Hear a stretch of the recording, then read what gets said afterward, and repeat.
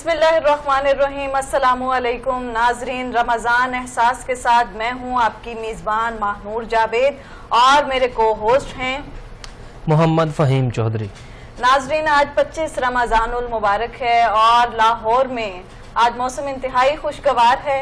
लाहौर के अलावा पाकिस्तान के दीगर ममालिक में भी मौसम खुशगवार है, हल्की बारिश हो रही है, हवा चल रही है। रमज़ानुल मुबारक का आखिरी अशरा है और हमारे लिए आसानी हो गई है। अल्लाह ताला की रहमतें और बरकतें नाजिल होती हैं रमज़ानुल मुबारक में, और हम देख रहे हैं कि पिछले दिनों दूसरे अशरे में लोग शिकवा करते नजर आ रहे थे कि हम गर्मी के बायस रोजे रखने में परेशानी हो रही थी। मौसम जो है वो खासा खुशगवार हो चुका है, जो जाती सर्दी है वो दोबारा लौट आई है। बिल्कुल ऐसे ही है, जाती सर्दी दोबारा लौट आई है और ईद की जो तैयारियां हैं वो भी जोरों शोर से जारी हैं। फहीम, आप बताएं, आपने क्या अब तक तैयारी कर रखी है? मिस, मैंने तो भी तैयारी अभी सारी मुकम्मल करनी है, लेकिन आप बताएं लड़कियों की जो तैयारी होती है वो तो चांद रात तक जारी रहती है। वो चांद रात तक तो मुकम्मल होती ही नहीं है। जी बिल्कुल ऐसा ही तो है। क्या क्या खरीदा है, क्या क्या अभी बाकी है? अभी तो बहुत कुछ बाकी है, और क्योंकि हम इधर जॉब पे भी हैं और अपने बाकी घर के काम काज भी देख रहे हैं, तो जाहिर सी बात है थोड़ी सी हमें उसमें कमी अभी है। नाजरीन, एक मैं आपको बात बता दूं, खुशखबरी जो है हमारे तमाम पाकिस्तान के लिए, आवाम के लिए, वो ये कि हुकूमत पाकिस्तान ने इस मर्तबा 4 छुट्टियों का ऐलान किया है और कहा यह जा रहा है महकमा मौसमियात की जानिब से कि 30 रोजे होंगे, लेकिन हुकूमत पाकिस्तान ने यह नोटिफिकेशन भी जारी कर दिया है कि 4 छुट्टियां होंगी। और चूंकि 23 मार्च भी है और हमारी इस हवाले से भी एक छुट्टी आ रही है, तो पाकिस्तानी आगे ही छुट्टियों के बहुत शौकीन हैं। जी बिल्कुल ऐसे ही है। तो हमें मिस स्टूडियो से कितनी छुट्टियां मिलेंगी इधर? जी, ये तो डायरेक्टर साहब और प्रोड्यूसर साहब भी बता सकते हैं कि हमें मिलेगी भी या नहीं मिलेगी। ये तो है, हम तो मतलब ये अपनी ड्यूटी सारा अंजाम दे रहे हैं। यहाँ एक बात हम बताते चलें, एक पुलिस का महकमा, एक मीडिया का जो इदारा है, दूसरा डॉक्टर्स, इनकी छुट्टी नहीं होती किसी भी वक्त। हम भी तो उनके साथ ही है ना, हमें मतलब इस पे तो छुट्टी है ही नहीं। मीडिया भी उन्हीं के साथ है और हम देखें दिन रात काम करने वाले होते हैं, दिन रात काम करते हैं। और नाजरीन, रमज़ान ट्रांसमिशन का हम बाकायदा आगाज करेंगे। हर आगाज खुदाए बुजुर्गो बाला के नाम से है। उससे पहले मैं आपको मौलाना जफर अली खां की एक हम सुनाऊंगी कि पहुंचता है हर एक मैकश के आगे दौर जाम उसका। पहुंचता है हर एक मैकश के आगे दौर जाम उसका, किसी को तशनाए लब रखता नहीं है लुत्फे आम उसका। किसी को तशनाए लब रखता नहीं है लुत्फे आम उसका, गवाही दे रही है उसकी यकताई पे जात उसकी। गवाही दे रही है उसकी यकताई पे जात उसकी, दुई के नक्श सब झूठे है सच्चा एक नाम उसका। हर एक जर्रा फजा का दास्तां उसकी सुनाता है, हर एक जर्रा फजा का दास्तां उसकी सुनाता है। हर एक झोंका हवा का आके देता है प्याम उसका। मैं उसको काबा ओ बुत खाना में क्यों ढूंढने निकलूं, मैं उसको काबा ओ बुत खाना में क्यों ढूंढने निकलूं। मेरे टूटे हुए दिल ही के अंदर है क़याम उसका, मेरे टूटे हुए दिल ही के अंदर है क़याम उसका। नाजरीन, खुदाए बुजुर्गो बाला को अगर हम ढूंढना चाहें तो वो हमें 400 तो नजर आएगा, लेकिन हमारे दिल की धड़कनों में उसका मकाम है। इसी के साथ हम तिलावत कलामे पाक के लिए गुजारिश करेंगे कारी फयाज अहमद साहब से। कारी साहब, हमारे दिलों को तिलावत कलामे पाक से मुनव्वर कीजिएगा।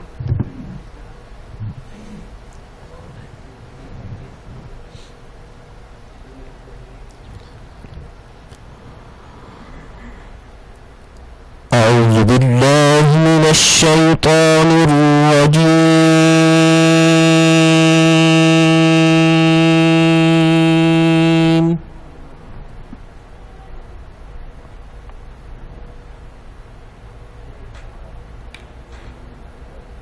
بسم الله الرحمن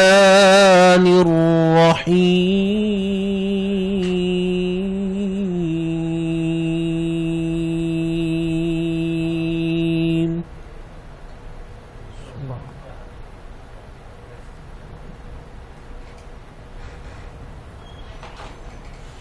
إن الذين سبقت لهم منا الحسنى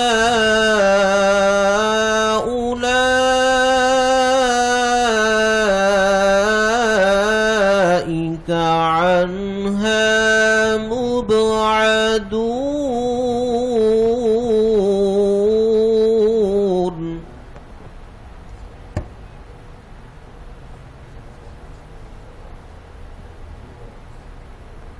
لا يسمعون حسيسها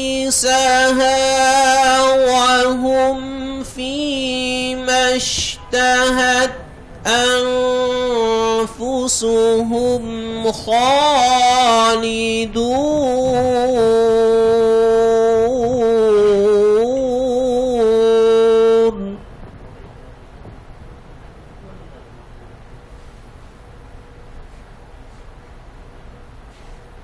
لا يحزنهم الفزع الأكبر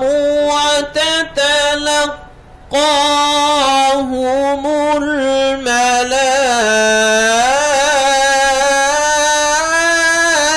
الملائكة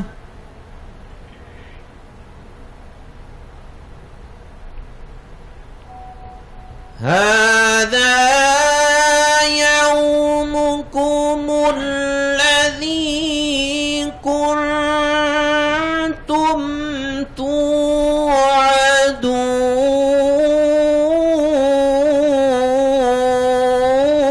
توعدون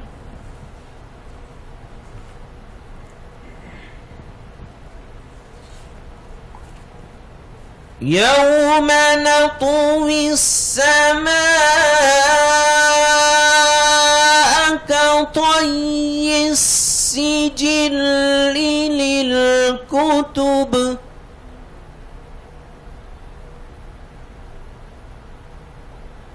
كما بدأنا أول خلق نعيده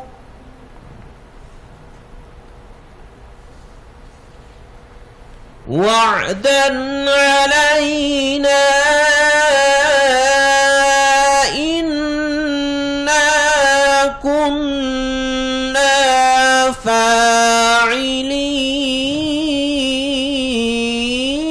فاعلين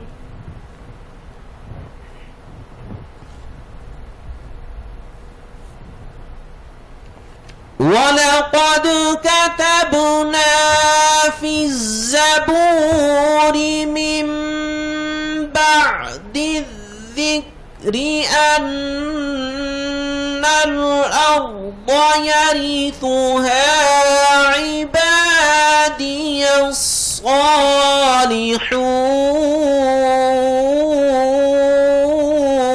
الصالحون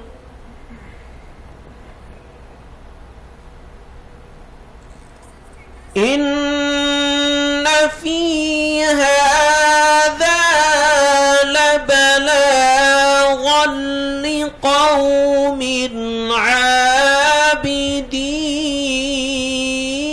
عابدين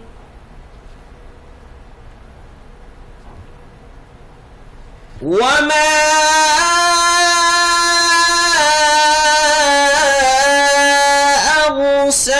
أرسلناك إلا رحمة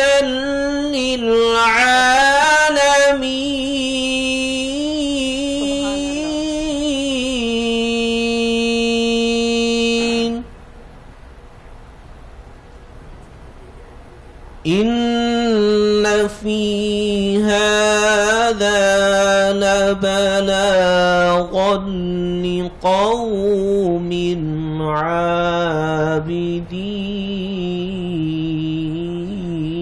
عابدين وما أرسلناك إلا رحمة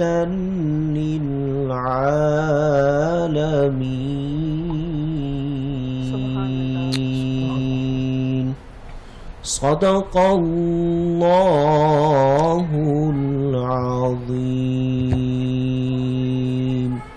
وصدق رسوله النبي الكريم الأمين جزاک اللہ ماشاء اللہ کیا خوبصورت آواز ہے. بے شک. ناظرین یہاں میں آپ کو بتاؤں کہ قاری صاحب سورۃ الانبیاء کی تلاوت کر رہے تھے اور جس آیت پہ انہوں نے اختتام کیا وَمَا أَرْسَلْنَاكَ إِلَّا رَحْمَةً لِلْعَالَمِينَ، اور ہم نے آپ صلی اللہ علیہ وآلہ وسلم کو تمام جہانوں پر رحمت بنا کر بھیجا ہے. آپ صلی اللہ علیہ وآلہ وسلم کا جو کرم ہے، جو ان کی محبت ہے، جو شفقت ہے، وہ صرف انسانوں تک محدود نہیں تھی، وہ جانوروں پہ بھی یکساں تھی. وہ شجر ہر آپ دیکھیں، اگر ہم تاریخ کو اٹھا کر دیکھتے ہیں تو نبی پاک صلی اللہ علیہ وآلہ وسلم ہر ایک پہ شفقت فرماتے تھے، حتیٰ کہ جانور ان کے ہجر میں رو پڑتے تھے. اور نبی پاک صلی اللہ علیہ وآلہ وسلم کا اگر ہم ذکر کرنے لگیں گے تو یقیناً ہم ان کا ذکر اس کم وقت میں تو کر ہی نہیں سکتے. ان کا ذکر تا قیامت جاری و ساری جی بالکل ایسے ہی ہے مہنور. ان کا ذکر سرکار دو عالم صلی اللہ علیہ وآلہ وسلم کا ذکر ہمیشہ تک قیامت تک جاری رہے گا. اسی کے ساتھ رمضان ٹرانسمیشن کی اس ببرکت محفل کو مزید روحانی بنانے کے لیے ہمارے ساتھ نعت خوان بھی موجود ہیں، ان سے بھی نعت سنتے ہیں. تو ذکر خدا کریں اور ذکر مصطفیٰ نہ کریں. لوح بھی تو قلم بھی تو تیرا وجود الکتاب، لوح بھی تو قلم بھی تو تیرا وجود الکتاب، گنبد آبگی نہ رنگ تیرے محیط میں حباب. شوق تیرا اگر نہ ہو، شوق تیرا اگر نہ ہو میری نماز کا امام، میرا قیام بھی حجاب میرا سجود بھی حجاب. محمد حمزہ علی قادری ہمارے ساتھ موجود ہیں. ہم ان سے گزارش کریں گے کہ وہ نعت رسول مقبول صلی اللہ علیہ وآلہ وسلم ہمیں سنائیں. السلام علیکم. وعلیکم السلام. سب سے پہلے حمد باری تعالیٰ. جی جی جی جی. میں ہوں بندہ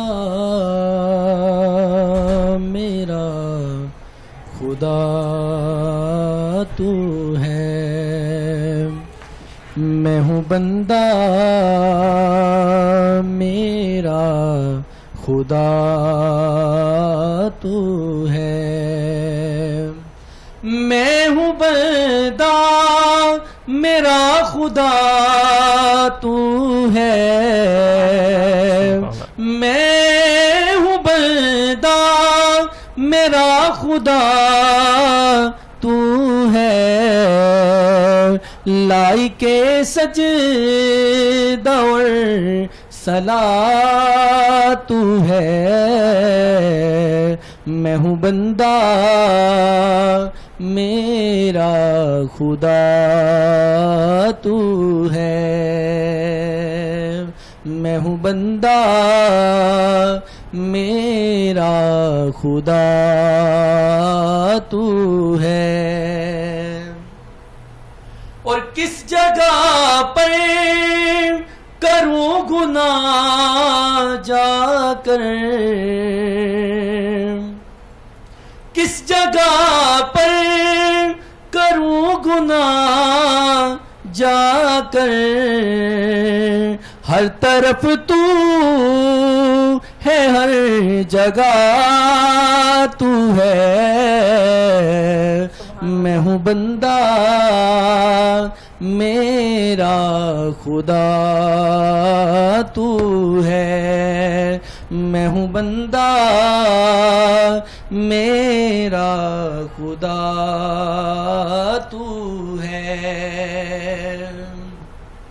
میں ہوں بندہ میرا خدا تو ہے، اور میری تجھ سے برابری نہیں، میری تجھ سے برابری ہی نہیں، میں فنا ہوں مگر بقا تو ہے، میں ہوں بندہ میرا خدا تو ہے۔ ماشاءاللہ ماشاءاللہ، کیا خوبصورت آواز ہے۔ بے شک بے شک، اللہ تعالیٰ کی حمد اور اللہ تعالیٰ کا ذکر ہر جگہ ہے، ہر سو ہے، ہمارے دلوں میں ہے، اور زمین و آسماں کا ذرہ ذرہ اسی کی داستان سناتا ہے۔ قاری صاحب سے میں دوبارہ سے درخواست کروں گی کہ وہ ہمیں تلاوت کلام پاک سنائیں، کیونکہ انہوں نے اتنی خوبصورت تلاوت کی تو دل یہ چاہتا ہے، ہمارے کان پھر سے سماعت کرنا چاہتے ہیں وہ آواز۔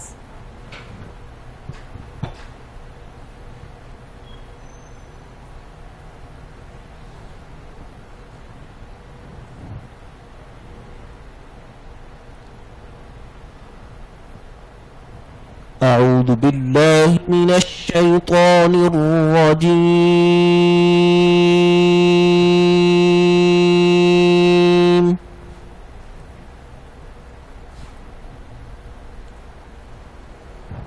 بسم الله الرحمن الرحيم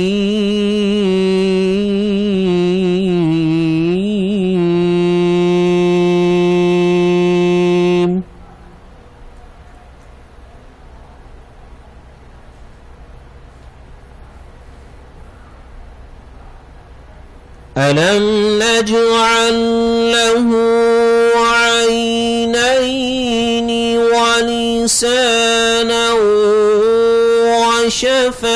وشفتين وهديناه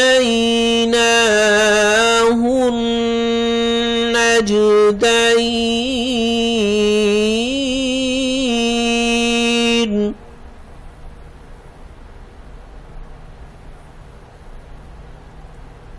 فلاقتحم العقبة وما أدراك ما العقبة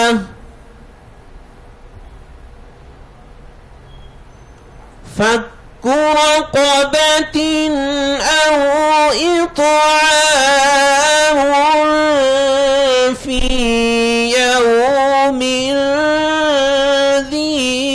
مسغبة يتيما ذا مقربة أو مسكينا ذا متربة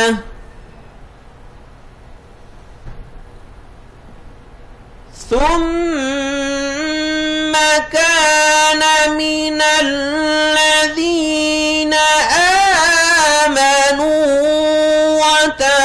وتواصوا بالصبر وتواصوا بالمرحمة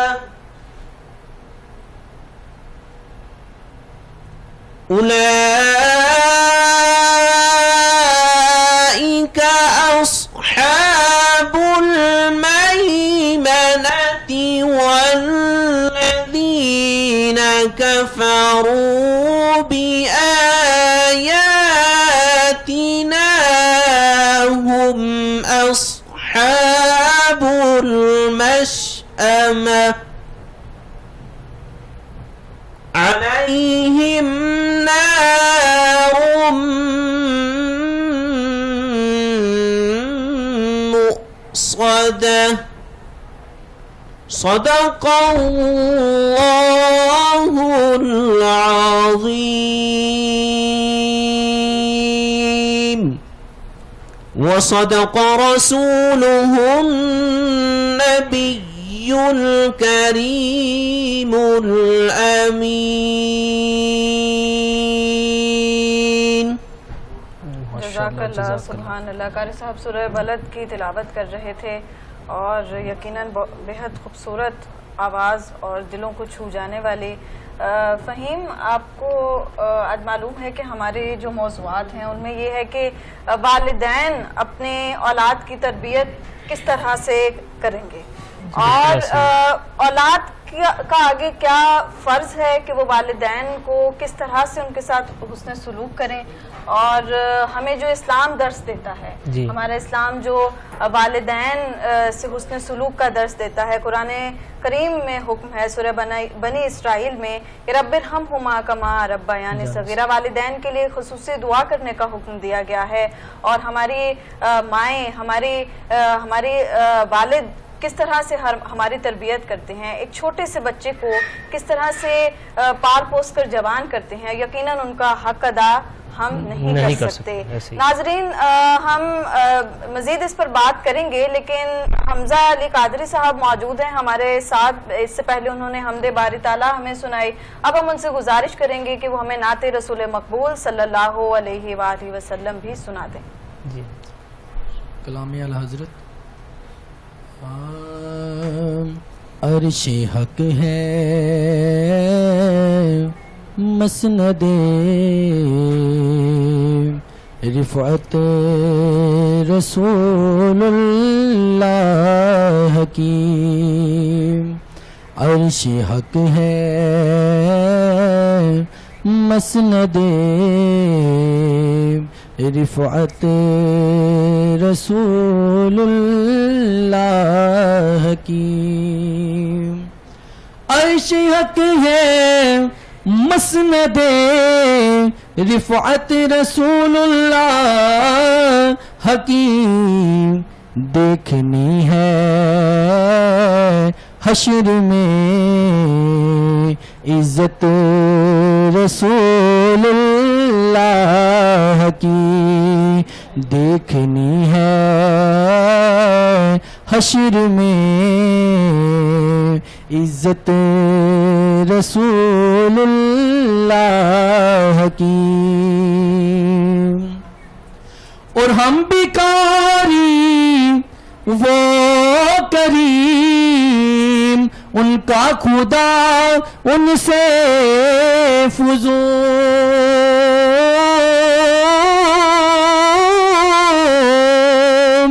ہم بیکاری وہ کریم ان کا خدا ان سے فضول. اور نہ کہنا نہیں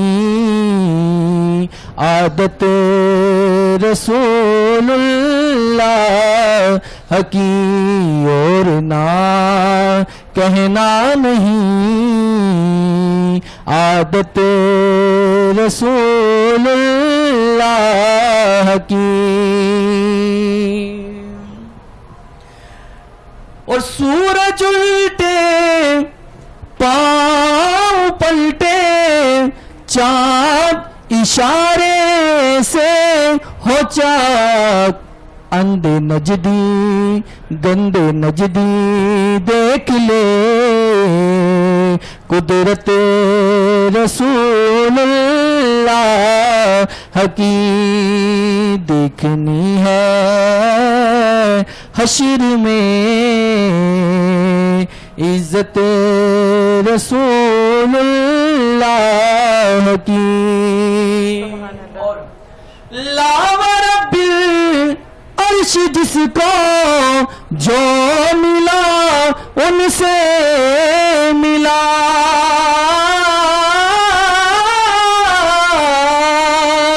لاو رب العرش جس کو جو ملا ان سے ملا.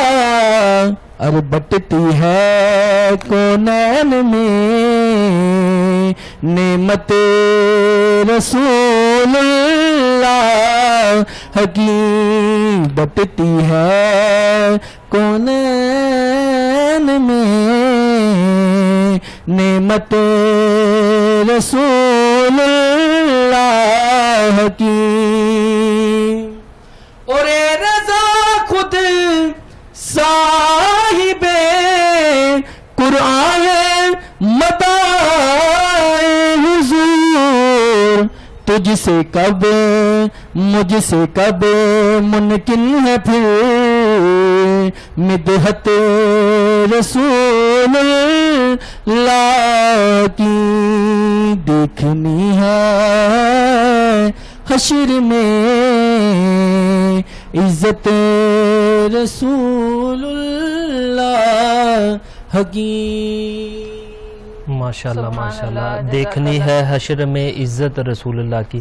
کیا خوبصورت آواز میں کلام پیش کر رہے تھے ہمارے ساتھ. اور فہیم اعلیٰ حضرت کا کلام انہوں نے پیش کیا.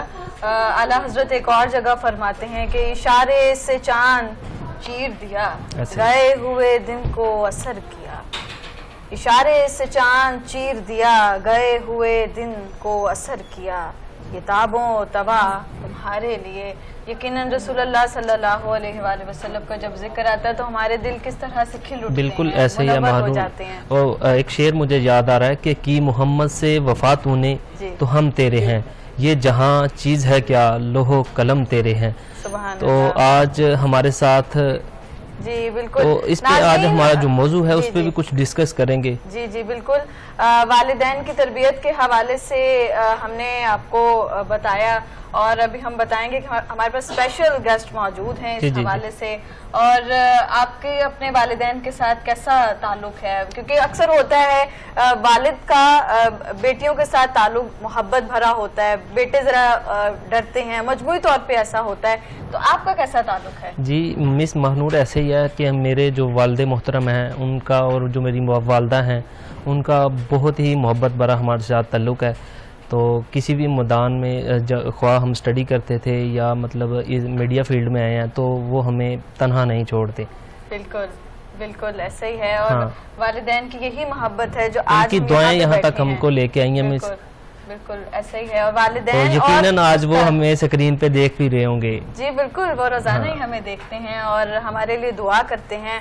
اور اللہ تعالیٰ سے یہ دعا ہے کہ اللہ تعالیٰ تمام والدین, تمام بچوں کے والدین کا سایہ ان کے سر پر سلامت رکھے. والدین کے لیے بھی یہ بڑے فخر کے لمحات ہوتے ہیں اپنے بچوں کی خوشیوں کو دیکھ کے. جب وہ بالکل اپنے ایسے ہی بچوں ہے. کو کامیاب ہوتے دیکھتے ہیں نا جی. تو ان کی جو خوشی ہے وہ اس کی تو حد ہی نہیں ہے. دوبالا ہو جاتی ہاں. ہے. اور والدین کی جو تھپکی ہے وہی ہمیں بلندیوں تک لے کے جاتی ہے. ان کی دعا اور ان کی جو حوصلہ افزائی ہے, اور اس کے ساتھ ساتھ ہمارے اساتذہ کی جو تربیت ہے, ہمارے اساتذہ کی جو تربیت وہ ہمیں ابھی اس آگے تک لے کر آتی ہے. جی بالکل ایسے ہی مانو. جو بچوں کی جو خوشیاں دیکھ کے نا وہ جو والدین ہیں ان کا جو بڑھاپا ہے, بڑھاپے میں بھی جوان ہو جاتے ہیں. بالکل بالکل ایسے ہی ہے, اس میں کوئی شک نہیں. فہیم ناظرین, ہمارے ساتھ آج ایک چھوٹے سے پیارے سے گیسٹ موجود ہیں, صاحبزادہ محمد نور سلطان, اور ان کے والد بھی موجود ہیں.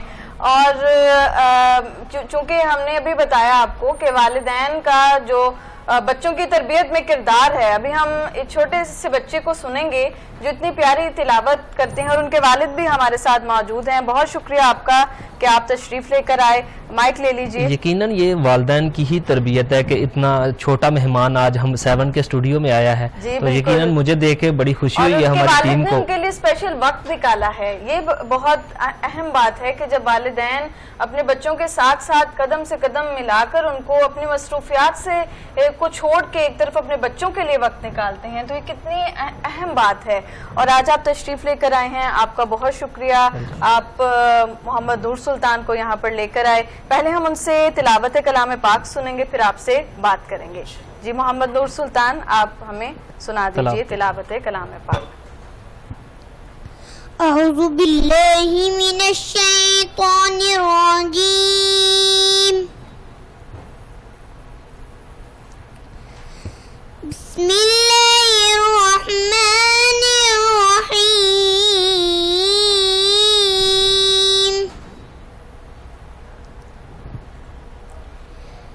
والشمس وضحاها. سبحان اللہ. والقمر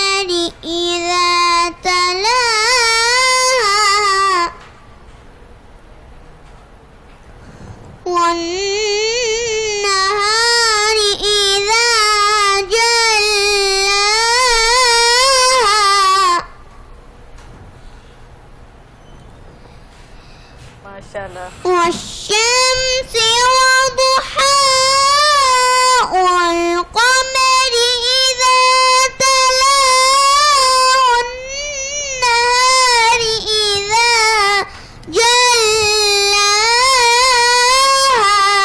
सुभान अल्लाह. والليل إذا يغشاها والسماء وما بناها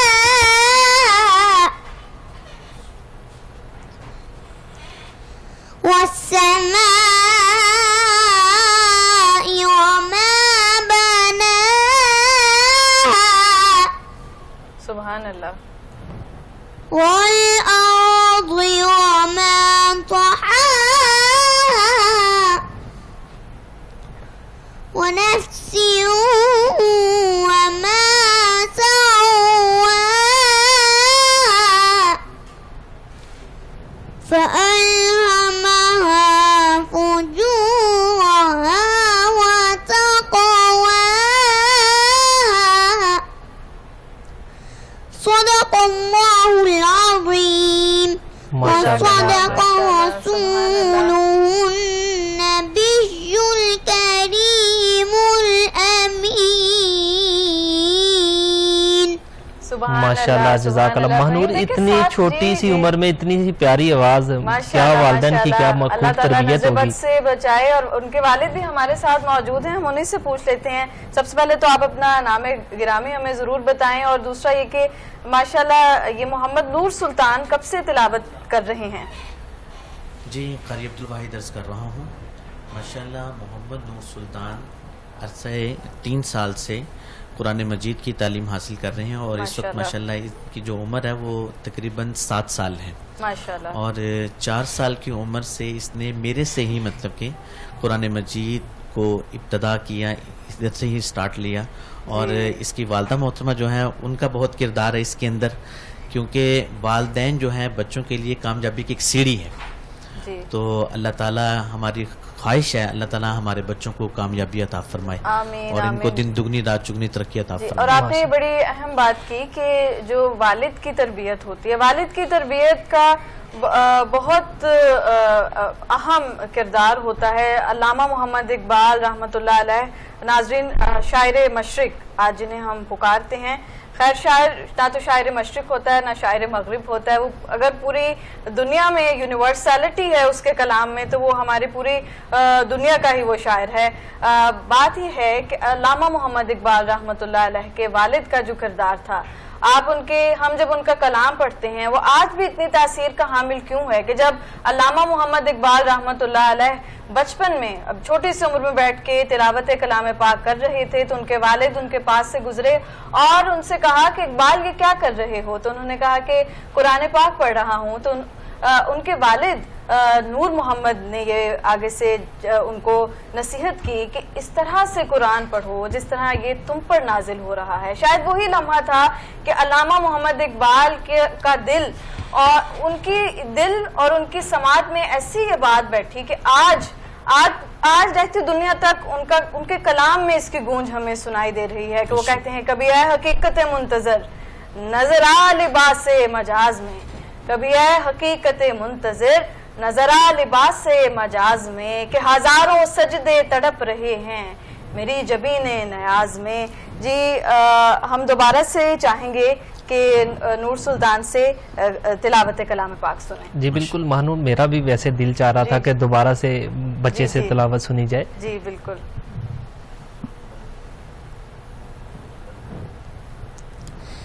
أعوذ بالله من الشيطان الرجيم.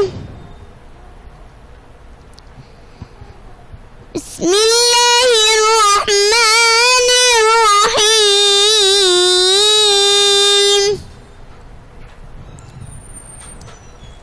ألم نجعل له عينين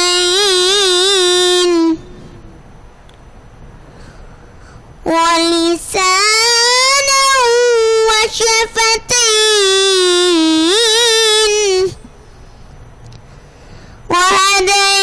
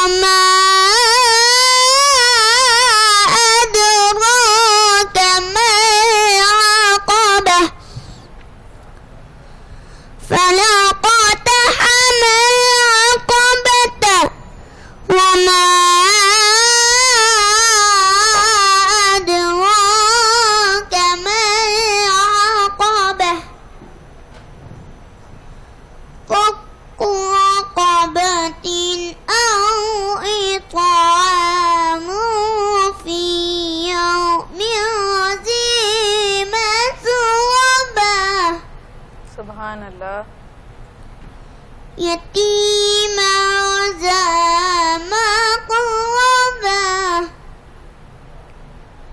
صدق الله العظيم وصدق رسوله النبي الكريم الأمين. सुभान अल्लाह, माशाल्लाह. नूर सुल्तान, हमें बताएं, अब माइक अपने पास रखिए और हमें ये बताएं कि आपको कब से ये शौक है तिलावत कलाम पाक का? बोलिए. इस्मान वो शर्मा रहा है अपने बचपन से? अच्छा जी, बिल्कुल. अभी उम्र इतनी छोटी उम्र है, लेकिन उसके बावजूद माशाल्लाह कॉन्फिडेंस है. अल्लाह ताला इनको नजर बद से बचाए. बिल्कुल ऐसे ही है महानूर, इतनी कम उम्र में इतनी प्यारी आवाज़, और यकीनन ये नूर सुल्तान रोज़े भी रखता होगा. बिल्कुल रोजे रखते तो हैं. ये तो इसके पापा से बात करते जी हैं. जी जी जी जरूर हम कारी साहब के जानिब जाएंगे, लेकिन नूर सुल्तान से हम गुफ्तगू करेंगे. नूर सुल्तान, कुछ आपको जो दिल कर रहा है इस वक्त, आप कैमरे पे, आपको पता है कि आपको बहुत से लोग देख रहे हैं इस वक्त, तो आप क्या कहना चाहेंगे? कुछ भी बता दें. अपनी क्या पसंद है आपको, खाने में क्या पसंद है वो बता दीजिए. जो दिल करता है वो बोलें आप. आपको सब देख रहे हैं इस वक्त. जी, मटन पसंद है. हाँ, वाह जी वाह, क्या मटन बात. पसंद है. बिल्कुल. और कौन सी क्लास में आप? तो स्वयं क्लास 3 क्लास में, स्वयं क्लास तो में नूर हैं. सुल्तान, आप इस वक्त आप लाइव जा रहे हैं, आप अपने लाइव जा रहे हैं, अपने पापा से क्या डिमांड करेंगे इस ईद पे? ईद पे पापा से क्या लेना चाहेंगे? क्या खिलौना चाहते हैं आप? खिलौना चाहते हैं या कुछ और चाहते हैं? बताएं. अभी वो शर्मा रहे हैं. फहीम. अच्छा, ये बता दें कि आपको घर में मम्मा ज्यादा प्यार करती है कि पापा? दोनों दोनों पे. क्या माशाल्लाह कमाल. माशाल्लाह, सुभान अल्लाह. देखिए नाज़रीन, वालिदैन की तरबियत और जब वालिदैन की मोहब्बत बच्चों के दिलों में होती है तो ऐसे ही जवाब देते हैं कि हमें मामा पापा दोनों प्यार करते हैं. और आपके और बहन भाई भी हैं, जी तो सबसे ज्यादा आपसे प्यार करते हैं या सबसे बराबर प्यार करते हैं? बराबर प्यार करते हैं. कितने खूबसूरत जवाब नूर सुल्तान दे रहे हैं हमें. तो उनके वालिद से हम दोबारा से जान लेते हैं, कुछ बात कर लेते हैं. कारी साहब ये बताइएगा, क्या आप भी खुद भी तिलावत करते हैं? जी अल्हम्दुलिल्लाह. तो अपनी किरात की फील्ड है, माशाल्लाह माशाल्लाह. उसी की मुनासबत से ही इसको हम आगे बढ़ा रहे हैं. अल्लाह ताला इसको साबित कदम रखे और समझकर कुरान पाक को पढ़ने की तौफीक अता फरमाए. तो आप भी हैं, इधर मौजूद हैं, तो हम आपसे भी चाहेंगे, दरख्वास्त करेंगे कि हमें तिलावत कलाम पाक सुनाएं. जी أعوذ بالله من الشيطان الرجيم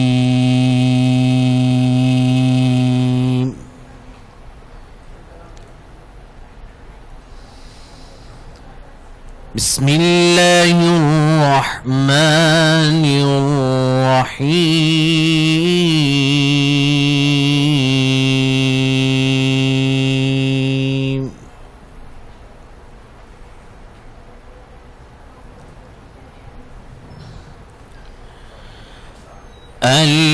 الحمد لله الذي وهب لي على الكبر إسماعيل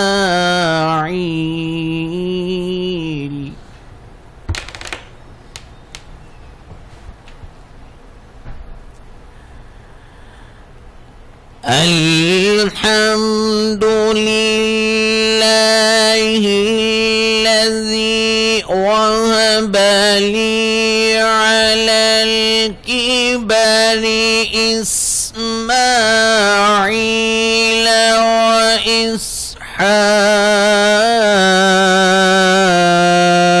وإسحاق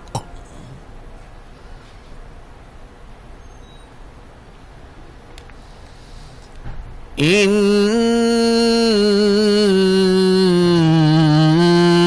ربي لسميع الدعاء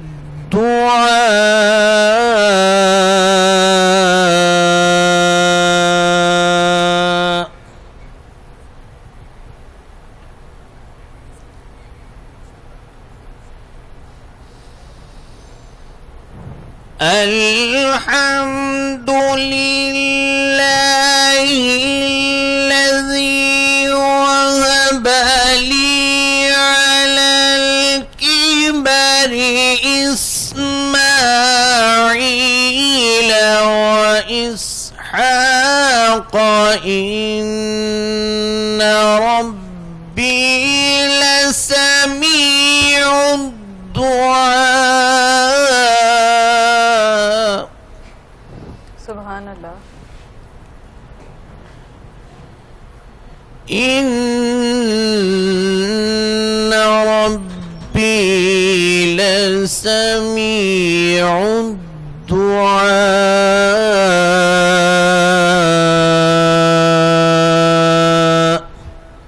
صدق الله العظيم وصدق رسوله النبي الكريم الأمين. ماشاءاللہ جزاک اللہ. کیا قاری عبدالوحید صاحب کتنی خوبصورت آواز میں تلاوت قرآن مجید کر رہے تھے. تو یقیناً ادھر سے پتہ چلتا ہے کہ جو نور سلطان ہیں ان کی صرف محنت نہیں بلکہ والدین کی جو تربیت ہے اس کا نتیجہ ہے. تو یقیناً قاری صاحب یہ جو بچہ ہے آپ کی اتنی پیاری آواز ہے تو کل کو یہ بھی آپ کا نام ضرور روشن کرے گا اور آپ کے نقش قدم پہ چلے گا. اور یقیناً وراثت تو ہوتی ہے, اس کو یہ آواز وراثت میں تو ملی ہے, لیکن جو آپ نے اس کو راستہ ابھی سے ایک بتا دیا ہے کہ تمہارا راستہ یہ ہے اور تم نے اسی راستے پر چلنا ہے. اور یقیناً دنیا میں بھی آپ کے لیے بھلائی ہے اور آخرت میں بھی آپ کے لیے بھلائی ہے. اللہ تعالیٰ آپ کو بھی سلامت رکھے, نور سلطان کو بھی سلامت رکھے اور ان کو جو ہے ثابت قدم رکھے. میں بار بار یہی دعا کر رہی ہوں اور قرآن حکیم کو پڑھنے, سمجھنے اور اس پر عمل کرنے کی توفیق عطا فرمائے. ناظرین, اللہ تعالیٰ سے یہ دعا ہے کہ اللہ تعالیٰ ہم سب کو قرآن پاک پڑھنے, سمجھنے اور اس پر عمل کرنے کی بھی توفیق عطا فرمائے, کیونکہ عمل کرنا مشکل ہے لیکن ناممکن نہیں ہے. دنیا میں کوئی چیز بھی ناممکن نہیں ہے. قاری صاحب بہت شکریہ, آپ تشریف لے کر آئے, آپ نے اپنا قیمتی وقت ہمیں دیا. اور نور سلطان کا بہت شکریہ. نور سلطان, آپ کی پیاری سی مسکراہٹ, اللہ تعالیٰ اس مسکراہٹ کو ہمیشہ سلامت رکھے. بالکل. تو یقیناً مہنور یہ جو بچے کی اتنی پیاری تلاوت سن کے دل کو سکون آ گیا, جو ہمارا سٹاف ہے وہ بھی گونج اٹھا, خوش ہو رہے ہیں, مسکرا رہے ہیں سب, اور اچھا لگ رہا ہے اس وقت ان کو دیکھ کر. اور ننا مہمان ہے اسٹوڈیو میں نا ہمارے ساتھ آج, جی تو کتنا اچھا لگ رہا ہے. جی بالکل, 7 سال کی عمر ہے, اللہ تعالیٰ سلامت رکھے. فہیم, مزید آپ اب کیا کہنا چاہیں گے عید کے حوالے سے؟ کچھ تو بات چیت کریں. مہنور, جو لڑکوں کی تیاری ہے وہ تو ایک دن میں کمپلیٹ ہو جاتی ہے. آپ بتائیں آپ کی تیاری کہاں تک پہنچی ہے, کیا کیا خریدا ہے؟ بتاؤں گی. تفصیل میں یہی ہے کہ ابھی کپڑے سل کر نہیں آئے, جوتا رہتا ہے, اور جیسے کہ چوڑیاں ہوتی ہیں ہم اس کو پہنتے ہیں. تو لیکن میں نے عموماً دیکھا ہے کہ جو لڑکیاں ان کی جو شاپنگ ہے وہ کمپلیٹ ہوتی نہیں ہے, وہ چاند رات تک. بالکل, دیکھیں کبھی ان کی چوڑیاں رہ گئی ہیں, کبھی ان کی مہندی لگوانے والی رہ گئی ہے. بالکل ایسا, مہندی تو چاند رات تک ہی جاری, چاند رات والے دن ہی لگتی ہے ہاتھوں کو. کچھ نا وہ لڑکیاں میچنگ بڑی کرتی ہیں, میچنگ دوپٹہ چاہیے, میچنگ شوز چاہیے. بالکل, بہن لگتا ہے بہنوں کے ساتھ رہتے ہیں. ہاں بالکل, میری 3 بہنیں ہیں ماشاءاللہ گھر میں نا. تو جب میں اسٹڈی کرتا تھا تو ساری مطلب شاپنگ میں اپنی بہنوں کے لیے لے کے جاتا تھا, یہاں تک کہ جو ان کے جو چھوٹے بچے ہیں ان کی بھی جو سارے کپڑے تھے وہ میں مطلب لے کے جاتا تھا بازار سے, وہ مجھے بیچتی تھی کہ آپ پسند کریں. مجھے بہت ایکسپیرینس ہے اس بات کا نا. ہاں, اس بار مجھے لگتا ہے مجھے آپ کو ساتھ لے جانا چاہیے. جی بالکل, مجھے ساتھ لے جائیے گا, کوئی مسئلہ نہیں, میری بہن ہے. چھوٹے بھائی ہیں اور یقیناً آپ میری ضرور ہیلپ کریں گے. جی جی بالکل ایسے ہی ہے, کیونکہ میرے پہ کام کا اتنا برڈن ہوتا ہے اکثر, گھر کا کام اور یہاں جاب بھی, تو میں اس حوالے سے اس وجہ سے نہیں کر پاتی اپنا کام. تو اس کا مطلب ہے یہ ذمہ آپ کے میں لگا. جی جی بالکل ایسے ہی ہے, کیونکہ میں نے تو ابھی آپ ہی لوگوں کی شاپنگ کرنی ہے تھوڑی سی نا. تو ابھی کل بھی کال آئی ہوئی تھی گھر سے کہ شاپنگ کرنے جانا ہے. میں کہ آپ خود کر لیں, ابھی تو ہمارے پاس چھٹی نہیں ابھی مل رہی. تو یقیناً اگر آپ نے جانا تو چلیں گے آپ کے ساتھ. جی انشاءاللہ بالکل ہم جائیں گے. اور یہ اب ہم جس طرح سے ہم اپنے موضوعات کی طرف آتے ہیں، رمضان المبارک کا آخری عشرہ ہے اور ہمارے پاس بہت کم وقت رہ گیا فہیم. جی بالکل 5 روزے باقی ہیں. ہم جتنا اس میں رحمتیں اور برکتیں سمیٹ سکتے ہیں، جتنی رحمتیں اور برکتیں سمیٹ سکتے ہیں اتنی کم ہیں. اور ناظرین یہ میں یہاں پہ ضرور کہنا چاہوں گی کہ عشرہ مغفرت کے بعد جہنم سے پناہ کا جو عشرہ ہے، اللہم اجرنا من النار، ہمیں اللہ تعالیٰ سے دعا کرنی چاہیے. فہیم میں یہ سوچتی ہوں اکثر کہ ہم انسان جو ہیں ہم ہمیشہ کے لیے یہاں پہ نہیں ہیں. یقیناً آپ نے بھی اور میں نے بھی، ہم دونوں نے کتنے ہی لوگوں کو اس دنیا سے جاتے ہوئے دیکھا. کتنے ہی ایسے لوگ تھے جو رمضان المبارک کا انتظار کر رہے تھے لیکن اس سے قبل ہی وہ اس دنیا سے چلے گئے. ٹھیک ہے، اور کئی لوگ ایسے تھے جو رمضان المبارک کے دوران اس دنیا سے چلے گئے. تو اگر ہم دیکھیں تو ہمارے پاس کتنا خوبصورت وقت ہے. ہم اس وقت سانس لے رہے ہیں اور ہم اللہ تعالیٰ سے دعا کر سکتے ہیں، مغفرت کے التجا کر سکتے ہیں، اپنی آخرت کو سنوار سکتے ہیں قبر کے عذاب سے جو ہماری عقلی دنیا ہے. یہ تو ادھر بالکل عارضی ہے سب کچھ. بالکل مہنور ایسی ہی ہے. یہ جو زندگی ہے عارضی ہے. کتنے لوگ تھے جو ہمارے ساتھ پچھلے عید پہ تھے تو اس بھی عید پہ ہمارے ساتھ نہیں ہے. تو ہمیں اپنی آخرت کے لیے تیاری کرنی چاہیے کہ ہمیں بھی ان کی طرف جانا ہے تو اپنی تیاری کرنی چاہیے. بالکل ایسا ہی ہے. ناظرین ہم ٹرانسمیشن کو آگے بڑھائیں گے اور ہمارے ساتھ مہمان موجود ہیں علامہ محمد افتخار گولروی صاحب. بہت شکریہ علامہ صاحب آپ تشریف لے کے آئے. اور ہمارے ساتھ نعت خواں موجود ہیں قاری صابر حسین نقشبندی صاحب. بہت شکریہ آپ تشریف لے کے آئے. سب سے پہلے علامہ صاحب ہم آپ کی جانب جائیں گے اور آج جیسا کہ ہمارا موضوع ہے والدین کا کردار اور اولاد کی تربیت، اور سوشل میڈیا کا جو دور ہے اس میں اور جو یہ جانزیز ہیں ان کی تربیت کے حوالے سے بھی ہم بات کریں گے. اور کتنا مشکل والدین کے لیے آج یہ کتنا مشکل ہے اولاد کی تربیت کرنا. نحمده ونصلي ونسلم على رسول الكريم اما بعد فاعوذ بالله من الشيطان الرجيم بسم الله الرحمن الرحيم وبالوالدين احسانا آمنت بالله صدق الله مولانا العظيم وصدق رسوله النبي الكريم الامين ان الله وملائكته يصلون على النبي يا ايها الذين امنوا صلوا عليه وسلموا تسليما اللهم صل على سيدنا ومولانا محمد وعلى ال سيدنا ومولانا محمد وبارك وسلم عليه. اللہ تعالیٰ نے قرآن مجید فرقان حمید میں ارشاد فرمایا وبالوالدین احسانا کہ اپنے ماں اور باپ اپنے والدین کے ساتھ حسن سلوک رکھو. اللہ تبارک و تعالیٰ نے اس آیہ مقدسہ میں اس سے پہلے ارشاد فرمایا کہ یا بنی اسرائیل لا تعبدوا الا اللہ. اللہ نے ارشاد فرمایا اے اولاد یعقوب لا تعبدوا الا اللہ، اللہ کے سوا کسی اور کی عبادت نہیں کرنی. اور اللہ کی عبادت کے بعد جو سب سے پہلا کام اللہ تبارک و تعالیٰ نے کرنے کا فرمایا وبالوالدین احسانا، اپنے ماں اور باپ کے ساتھ حسن سلوک رکھنا ہے. اور نبی پاک صلی اللہ علیہ وسلم نے والدین کے حوالے سے ارشاد فرمایا، سرکار علیہ الصلوۃ والسلام نے فرمایا کہ اگر والدین تمہارے مومن نہ بھی ہوں، مسلمان نہ بھی ہوں، تو حضور علیہ الصلوۃ والسلام نے فرمایا پھر بھی تم پر لازم ہے کہ تم ان کے ساتھ حسن سلوک رکھو اور ان کے ساتھ اپنی محبت اور پیار کا جو یہ سلسلہ ہے اس کو قائم اور دائم رکھو. حتیٰ کہ نبی علیہ الصلوۃ والسلام میرے کریم آقا صلی اللہ علیہ وسلم کی بارگاہ میں ایک صحابی آتے ہیں، عرض کرتے ہیں کہ یا رسول اللہ صلی اللہ علیہ وسلم، آقا آپ سے عظمت والدین کے حوالے سے بات سنی. حضور علیہ الصلوۃ والسلام کے گفتگو کا موضوع والدین کے ساتھ پیار اور محبت کا تھا. تو ایک غلام نے آ کے عرض کیا یا رسول اللہ صلی اللہ علیہ وسلم میرے والدین اب دنیا میں نہیں ہیں تو میرے لیے کیا حکم ہے؟ سرکار علیہ الصلوۃ والسلام نے ارشاد فرمایا کہ اگر تمہارے والدین دنیا میں نہیں ہیں، حضور علیہ الصلوۃ والسلام نے فرمایا کہ تمہاری پریشانیوں کا، تمہارے دکھوں کا، تمہاری تکلیفوں کا مداوا پھر بھی اللہ تبارک و تعالیٰ نے تمہارے والدین کو بلایا ہے. کہا یا رسول اللہ صلی اللہ علیہ وسلم وہ کیسے؟ اصل میں وہ ایک عرضی لے کر آئے تھے حضور کی بارگاہ میں کہ میرا ایک فلاں کام ہے جو بڑی دیر سے میں کوشش کر رہا ہوں ہو جائے لیکن وہ اٹکا ہوا ہے، کام نہیں ہو رہا. سرکار علیہ الصلوۃ والسلام نے ارشاد فرمایا پھر ایسا کرو کہ اپنے والدین اگر تمہارے زندہ نہیں ہیں، حضور نے فرمایا کہ پھر ان کی قبر پہ چلے جاؤ. سرکار علیہ الصلوۃ والسلام نے فرمایا کہ ان کی قبر کے سرانے بیٹھ کے دعا مانگو، اللہ تعالیٰ پھر بھی تمہاری مشکل کو آسان فرما دے. اب وہ غلام عرض کرتے ہیں یا رسول اللہ میں اس وقت بہت چھوٹا تھا جب میرے والدین دنیا سے چلے گئے. اب سرکار علیہ الصلوۃ والسلام نے فرمایا کہ اگر تم چھوٹے تھے، اور کہا یا رسول اللہ مجھے تو اب ان کی قبروں کا بھی نہیں پتا. کہ وہ کہاں ہیں. جی. اب میں یہاں پر میرا ایک ذاتی ذہن اور تخیل یہ کہتا ہے کہ اگر وہ بچے تھے اور ان کے والدین دنیا سے گئے تو یہ محسوس ہوتا ہے کہ ان کے والدین پھر مسلمان بھی نہیں ہوں گے. وہ پتہ نہیں کسی اور علاقے سے چلتے چلتے آئے اور سرکار کے غلام بن گئے اور صحابی بن گئے.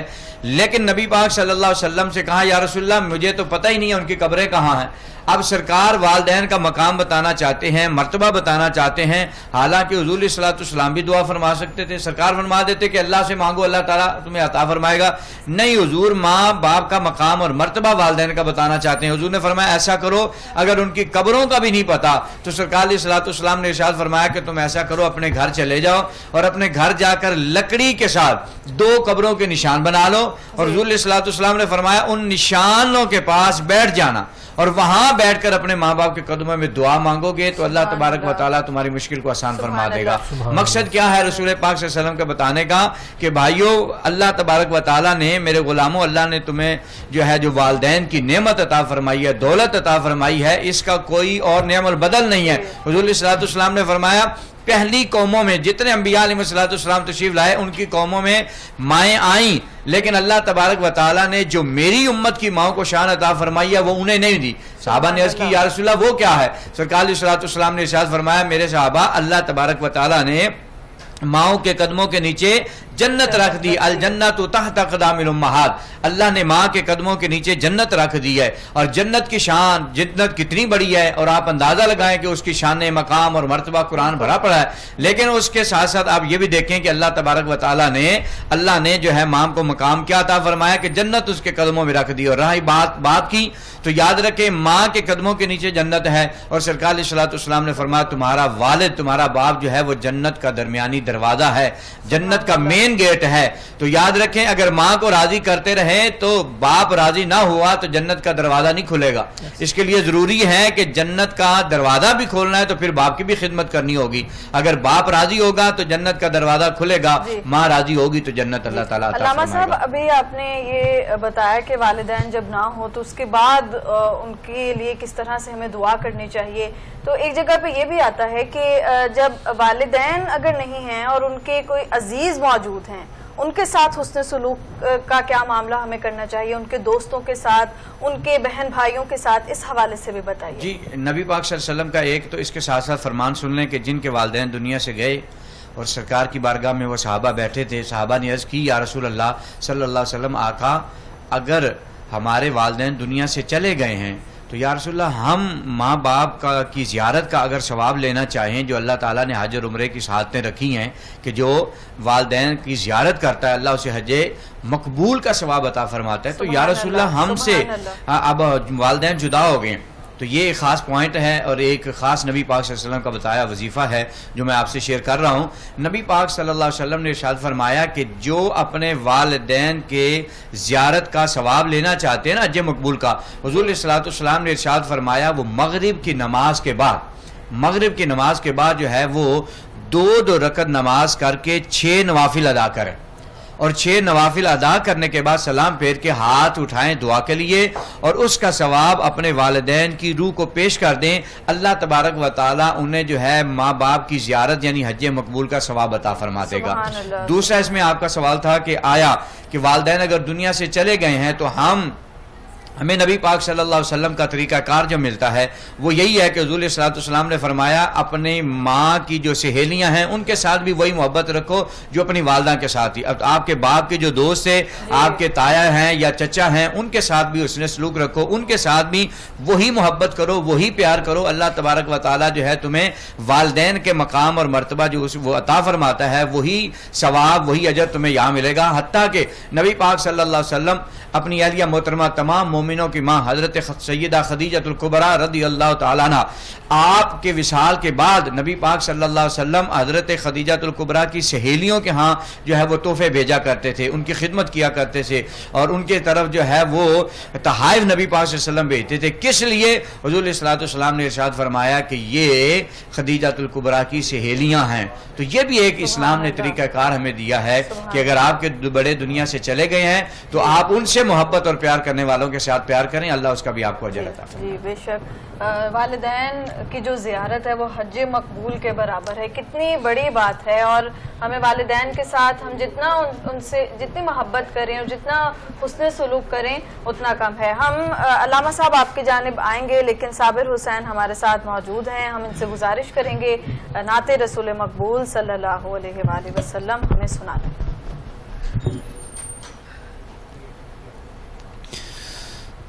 ایسا تجھے خالق نے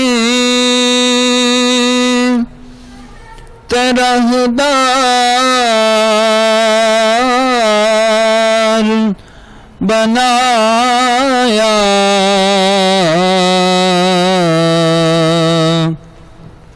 ایسا تجھے خالق نے طرحدار بنایا,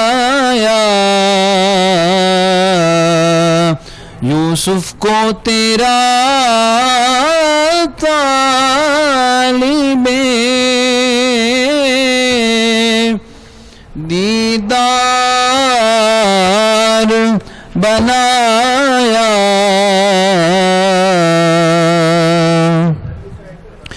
کونین بنائے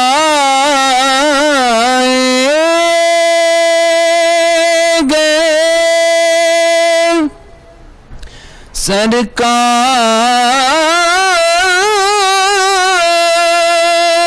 کی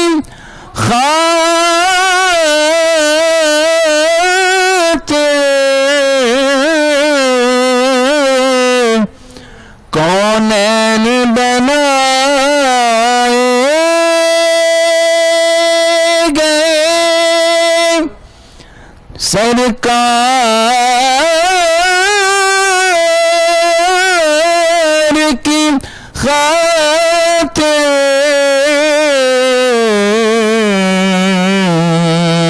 کونین کی خاطر تمہیں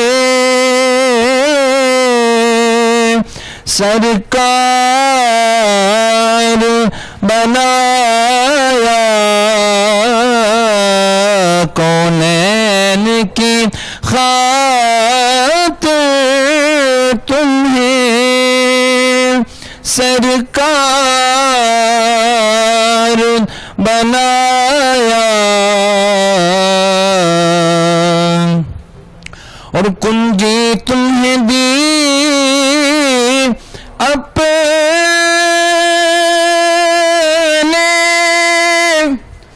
خزانوں کی خدا نے, کنجی تمہیں دی اپنے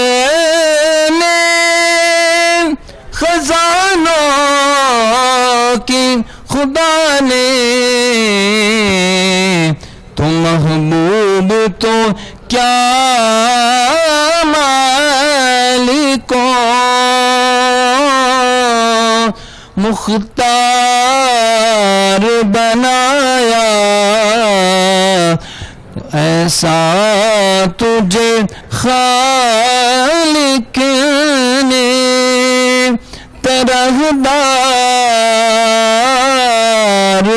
بنایا.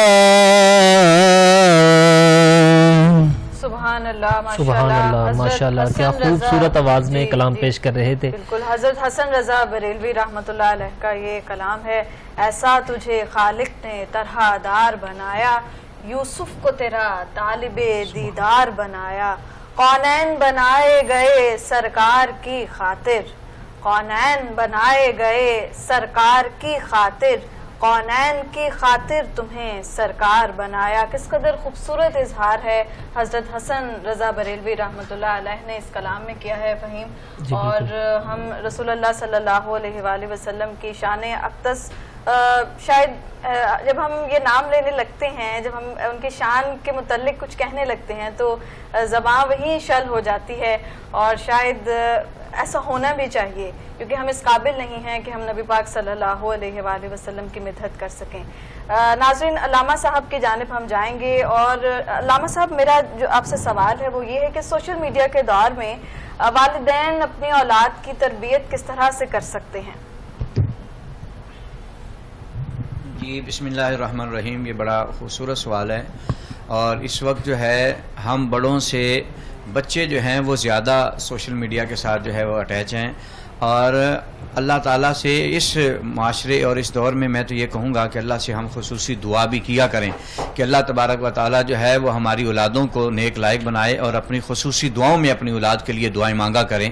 اس کے لیے میں خصائص علی حضرت مولا علی شیر خدا رضی اللہ تعالیٰ عنہ کی شان پہ لکھی گئی کتاب، اور امام نسائی رحمۃ اللہ تعالیٰ نے اس کو لکھا، اور اس کتاب کے لکھنے کی وجہ سے امام نسائی علیہ رحمہ کو جو ہے وہ شہید بھی کر دیا گیا۔ اس میں نبی پاک صلی اللہ علیہ وسلم کے جو ہے اسوہ حسنہ ہم نے اپنی اولاد کی تربیت کرنی ہے تو کیسے کرنی ہے۔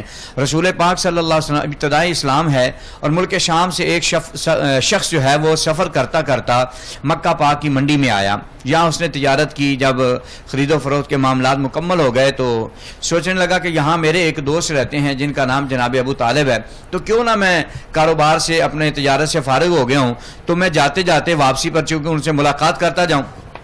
تو وہ کہتے ہیں میں نے ان کا گھر پوچھا، اور جب میں ان کے گھر گیا جناب ابو طالب کے، تو وہ شامی شخص کہتا ہے کہ مجھے خبر ملی کہ وہ حرم کعبہ میں موجود ہیں، وہ کعبۃ اللہ کے اندر موجود ہیں۔ اور وہ شامی شخص کہتا ہے کہ میں جناب ابو طالب سے ملاقات کے لیے میں حرم پاک میں آیا تو میں نے دیکھا کہ وہ کعبۃ اللہ سے ٹیک لگائے بیٹھے ہیں۔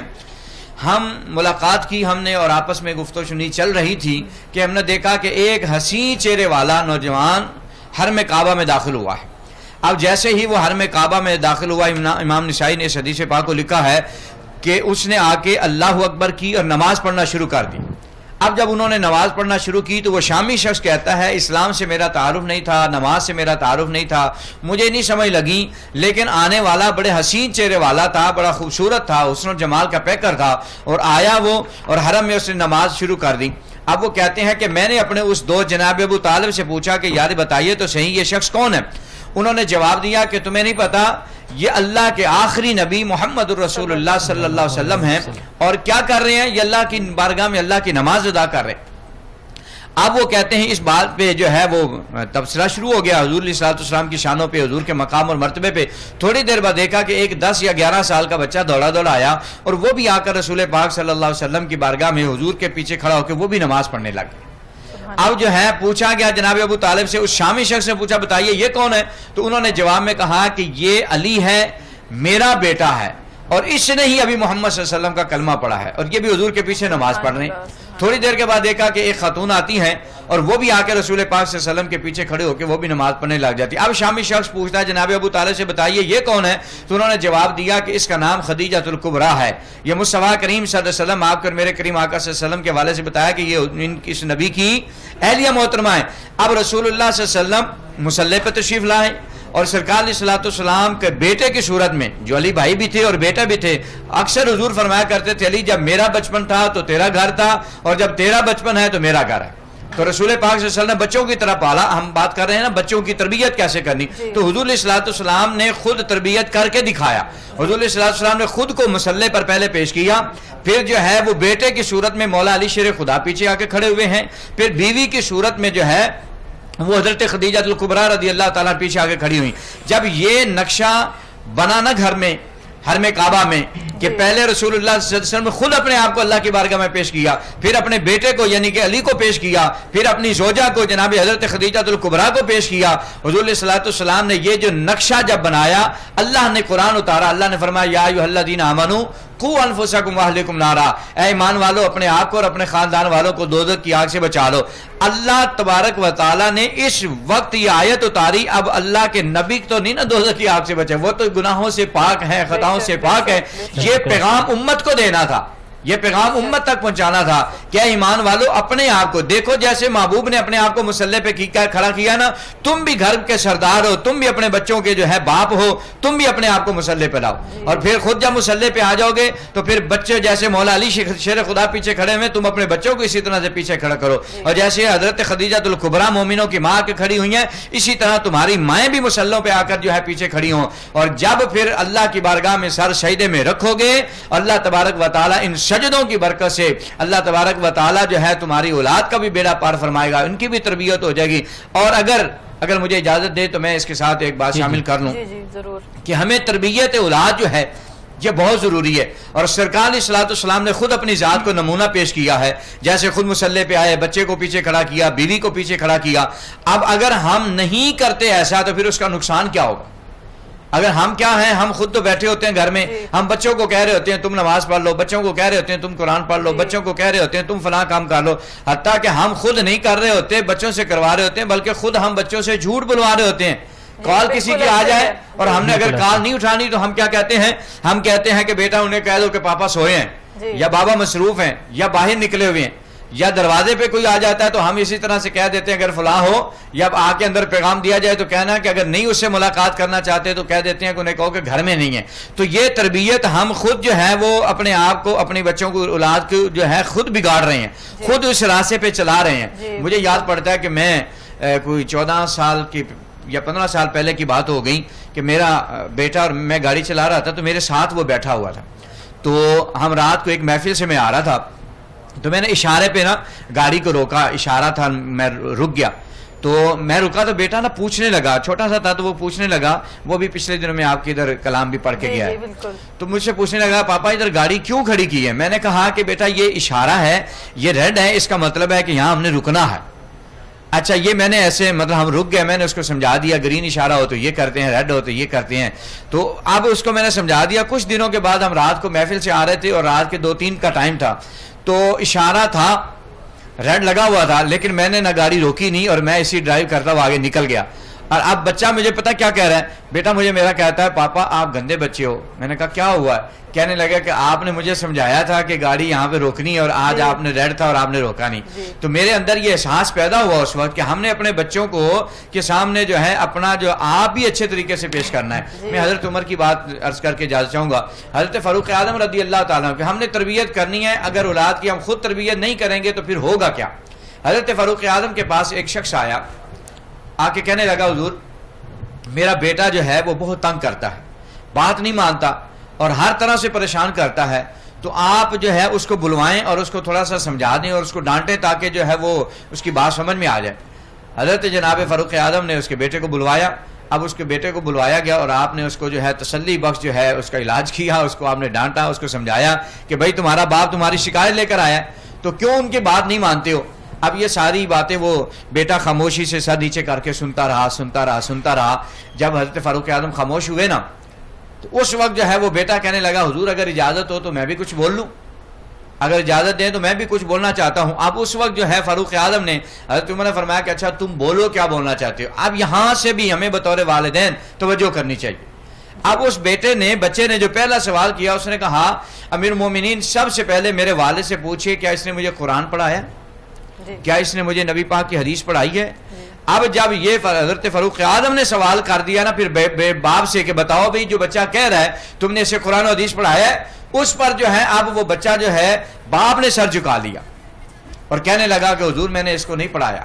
پھر کہا اب میرے والد سے پوچھئے اس نے میرا نام کیا رکھا ہوا ہے؟ تو پوچھا گیا کیا نام رکھا ہے؟ تو کہا میں نے اس کا نام جال رکھا ہوا ہے۔ جال کا مطلب ہوتا ہے چمگادڑ، میں نے اس کا نام جال رکھا ہوا۔ اب حضرت عمر کو جلال آیا اور حضرت فاروق اعظم رضی اللہ تعالیٰ آپ نے فرمایا کہ بھائی کاش تو نے اس کا نام عبداللہ رکھا ہوتا اور سارا دن اس کو عبداللہ کہہ کر پکارتے تو اللہ کا بندہ ہونے کا اثر اس کے اندر آ جاتا۔ جب تو نے قرآن نہیں پڑھایا، حدیث نہیں پڑھائی اور اس کا نام اتنا برا رکھا ہوا ہے تو پھر کس بات کا تم صلہ مانگتے ہو؟ نہ قرآن و حدیث پڑھایا، نہ تربیت کی، نہ اچھا نام رکھا۔ علامہ صاحب میں آپ سے یہ جاننا چاہوں گا کہ یہ دور حاضر میں اکثر نوجوان اپنے والدین کے ساتھ بدسلوکی سے پیش آتے ہیں، حالانکہ والدین نے ان کے لیے پوری زندگی وقف کی ہوتی ہے، ان کے اس کے حوالے سے آپ کیا کہنا چاہیں گے؟ جی اس کے حوالے سے میں یہی عرض کروں گا کہ ہماری اس نوجوان نسل کو اپنے والدین کی طرف توجہ کرنی چاہیے، اپنے والدین کے ساتھ محبت کرنی چاہیے۔ رسول پاک صلی اللہ علیہ وسلم نے ارشاد فرمایا تمہارا باپ چاہے جتنا بھی بوڑھا ہو گیا ہے وہ تمہارا باپ ہی ہے۔ اور سرکار علیہ الصلوۃ والسلام کی بارگاہ میں ایک مسئلہ پیش کیا گیا، ایک بزرگ نے، ایک نوجوان نے آ کر کہا یا رسول اللہ صلی اللہ علیہ وسلم، آقا بات یہ ہے کہ میں سارا مہینہ محنت کرتا ہوں، میری جب تنخواہ آتی ہے تو میں اپنے والد کے ہاتھ پہ رکھتا ہوں، تو میرا والد جو ہے وہ ساری تنخواہ خود ہی استعمال کر لیتا ہے، یا رسول اللہ صلی اللہ علیہ وسلم انہیں سمجھائیے، آپ مہربانی فرمائیں انہیں سمجھائیں، اب یہ کون ہے بیٹا جو بڑا ہے، جوان ہے، بال بچوں والا ہے؟ تو کہتا ہے یا رسول اللہ میرے بھی بچے ہیں، میری بیوی بھی ہے، میرے اخراجات بھی ہیں، لیکن میرے والد صاحب جو ہے وہ میری بہنوں میں تقسیم کر دیتے ہیں، خود رکھ لیتے ہیں اور اپنی مرضی سے تقسیم کرتے ہیں، یا رسول اللہ صلی اللہ علیہ وسلم کچھ بتائے تو صحیح، مجھے اس مسئلے کا حل بتائیں۔ تو سرکار علیہ الصلوۃ والسلام نے جب سنا تو حضور علیہ الصلوۃ والسلام نے فرمایا کہ اس کے باپ کو بلایا جائے، اور حضور علیہ الصلوۃ والسلام کی بارگاہ میں وہ بزرگ جو ہے لاٹھی ٹیکتا ٹیکتا سرکار علیہ الصلوۃ والسلام کی بارگاہ میں آیا، اور یہ پیغام اسے ملا تھا کہ تمہارے بیٹے نے نبی پاک صلی اللہ علیہ وسلم کی بارگاہ میں شکایت لگائی ہے اور اس لیے تمہیں بلایا جا رہا ہے۔ اب وہ جو ہے ساتھ آ رہا تھا، ساتھ دل ہی دل میں سوچ رہا تھا کہ آج میرا بیٹا کیا اتنا بڑا ہو گیا ہے کہ آج میری شکایت رسول پاک صلی اللہ علیہ وسلم کی بارگاہ میں لے کے چلا گیا۔ اب دیکھیں بچہ جوان بچے والا ہے، بال بچوں والا ہے، لیکن رسول پاک صلی اللہ علیہ وسلم کا انداز دیکھیے تربیت کا، وہ کیسے کر رہے ہیں۔ اور رسول پاک صلی اللہ علیہ وسلم کی بارگاہ میں وہ بابا جی جب آئے نا، سرکار علیہ الصلوۃ والسلام کے صحابی وہ آئے تو دل میں سوچتے آئے کہ اب میرا بچہ اتنا بڑا ہو گیا ہے، اس نے رسول پاک کو شکایت لگا دی ہے، اور کچھ اشعار اس کے دل میں سوچتا ہوا رسول پاک کی بارگاہ میں آیا۔ جب سرکار علیہ الصلوۃ والسلام کی بارگاہ میں آیا تو میرے غیب دان نبی صلی اللہ علیہ وسلم نے ارشاد فرمایا کہ اچھا پہلے تو میرے صحابی یہ بتاؤ جو راستے میں آتے ہوئے جو تم نے اشعار لکھے ہیں، جو کہے ہیں، حضور نے فرمایا وہ میں سناؤں یا تم سناؤ گے؟ تو سرکار علیہ الصلوۃ والسلام کی بارگاہ میں عرض کرتا ہے یا رسول اللہ وہ تو ابھی میرے کانوں نے بھی نہیں سنے، تو آپ وہاں تک کی بھی خبر رکھتے ہیں۔ اور سرکار علیہ الصلوۃ والسلام نے فرمایا تمہارا بیٹا یہ تمہاری شکایت کر رہا ہے۔ اب سرکار علیہ الصلوۃ والسلام نے جب بات ساری بزرگ کی سنی، صحابی اپنے بوڑھے صحابی کی بات کو سنا، اور نبی پاک صلی اللہ علیہ وسلم کے آنکھوں میں بھی آنسو آ گئے، وہ صحابی بھی رو رہے تھے اور حضور بھی رو رہے تھے۔ حضور علیہ الصلوۃ والسلام نے ایسے مٹھی کو بند کر کے سرکار علیہ الصلوۃ والسلام مکے کی شکل میں اس کے بیٹے کے سینے پہ مارا، اور سرکار علیہ الصلوۃ والسلام نے فرمایا تو مال کی بات کرتا ہے، تو بھی اپنے باپ کا ہے اور تیرا سارا مال بھی تیرے باپ کا ہے، جیسے چاہے تیرا باپ تمہیں استعمال کرے، جیسے چاہے تیرا باپ تیرا مال جی استعمال کرے۔ علامہ صاحب ہم مزید اسی حوالے سے بات کریں گے۔ ناظرین میں آپ کو یہاں پہ بتاتی چلوں کہ علامہ محمد عرفان قادری صاحب ہمارے ساتھ اس وقت موجود ہیں۔ بہت شکریہ علامہ صاحب، آپ تشریف لے کر آئے۔ علامہ صاحب ہماری جس طرح کی یہ گفتگو جاری ہے والدین کی تربیت اور اولاد کا حسن سلوک اور سوشل میڈیا کا جو دور ہے، خاص کر جو جین زیز ہیں، اور کس طرح سے وہ والدین کے ساتھ ابھی جس طرح میرے کو ہوسٹ نے بھی یہ بات کی کہ نوجوان آج اپنے والدین کی اس طرح سے عزت نہیں کرتے، تو دوسری یہ بات کہ سوشل میڈیا کے دور میں والدین کس طرح سے اولاد کی تربیت کر سکتے ہیں؟ بسم اللہ الرحمن الرحیم، الحمدللہ والصلاة والسلام علی رسول اللہ، اما بعد فاعوذ باللہ من الشیطان الرجیم، بسم اللہ الرحمن الرحیم۔ قال اللہ تبارک و تعالی فی القرآن المجید والفرقان الحمید، وَإِذْ قَالَ لُقْمَانُ لِابْنِهِ وَهُوَ يَعِظُهُ يَا بُنَيَّ لَا تُشْرِكْ بِاللَّهِ صدق اللہ مولانا العظیم۔ بلا تمہید میں جو ہمارا موضوع ہے اس کی طرف آتا ہوں، اس سے پہلے آپ کا شکر گزار بھی ہوں کہ آپ نے مجھے موقع دیا۔ تو آج کل یہ جو والدین کے حوالے سے اولاد کا جو مسئلہ ہے، یعنی ہر باپ کا، میں بطور ایک امام مسجد ہوں تو جمعہ بھی پڑھاتا ہوں، تو ہمارے پاس اکثر والدین یہ شکایات لے کر آتے ہیں کہ جو ہمارے بچے ہیں وہ ہمارا کہنا نہیں مانتے، ہماری جو عزت ہے وہ نہیں کرتے، اور خاص طور پر جب بچوں کی شادی کر دی جاتی ہے تو اس وقت وہ ایک ایسی کہہ لے کہ وہ عمر کا حصہ ہوتا ہے کہ جب والدین کو اپنے بچے کی ضرورت ہوتی ہے۔ جوانی میں بات نہ بھی ماننے تو گزارا چل جاتا ہے، ہمت ہوتی ہے، طاقت ہوتی ہے، قوت ہوتی ہے، لیکن بڑھاپے میں بہت سارے ایسے معاملات ہوتے ہیں جو بندہ خود نہیں کر سکتا، ضرورت پڑتی ہے۔ تو اس حوالے سے جو قرآن ہے اس نے بھی یہ حکم دیا بچوں کو والدین کے حوالے سے اور خاص طور پر جو حضور علیہ الصلوۃ والسلام کے فرامین ہے، حضور علیہ الصلوۃ والسلام نے والدین کو شروع سے یہ درس دیا، یہ جو بچوں کی تربیت ہے یہ ایسا نہیں ہے کہ بچے جوان ہو جائیں یا بچے شعور کی عمر کو پہنچ جائیں کہ جب ان کی شادی کر دی جائے اس وقت ان کی تربیت کی جائے، بلکہ حضور علیہ الصلوۃ والسلام نے جو بچوں کی تربیت ہے اس حوالے سے والدین کو جو ہی بچہ پیدا ہوتا ہے تو حضور علیہ الصلوۃ والسلام نے یہ والدین کو یہ حکم دیا ہے کہ اسی دن سے جو بچہ ہے اس کی جو تربیت ہے وہ شروع کر دی جائے۔ حضور علیہ الصلوۃ والسلام کی حدیث مبارکہ ہے کل مولود یولد علی الفطرہ، کہ ہر جو بچہ ہے وہ فطرت کے اوپر پیدا ہوتا ہے، فابواہ یحودانہ ینصرانہ او یمجسانہ، اب اس کے والدین ہیں یا تو وہ اس کو چاہے تو یہودی بنا دیں، چاہے نصرانی بنا دیں، چاہے تو مجوسی بنا دیں۔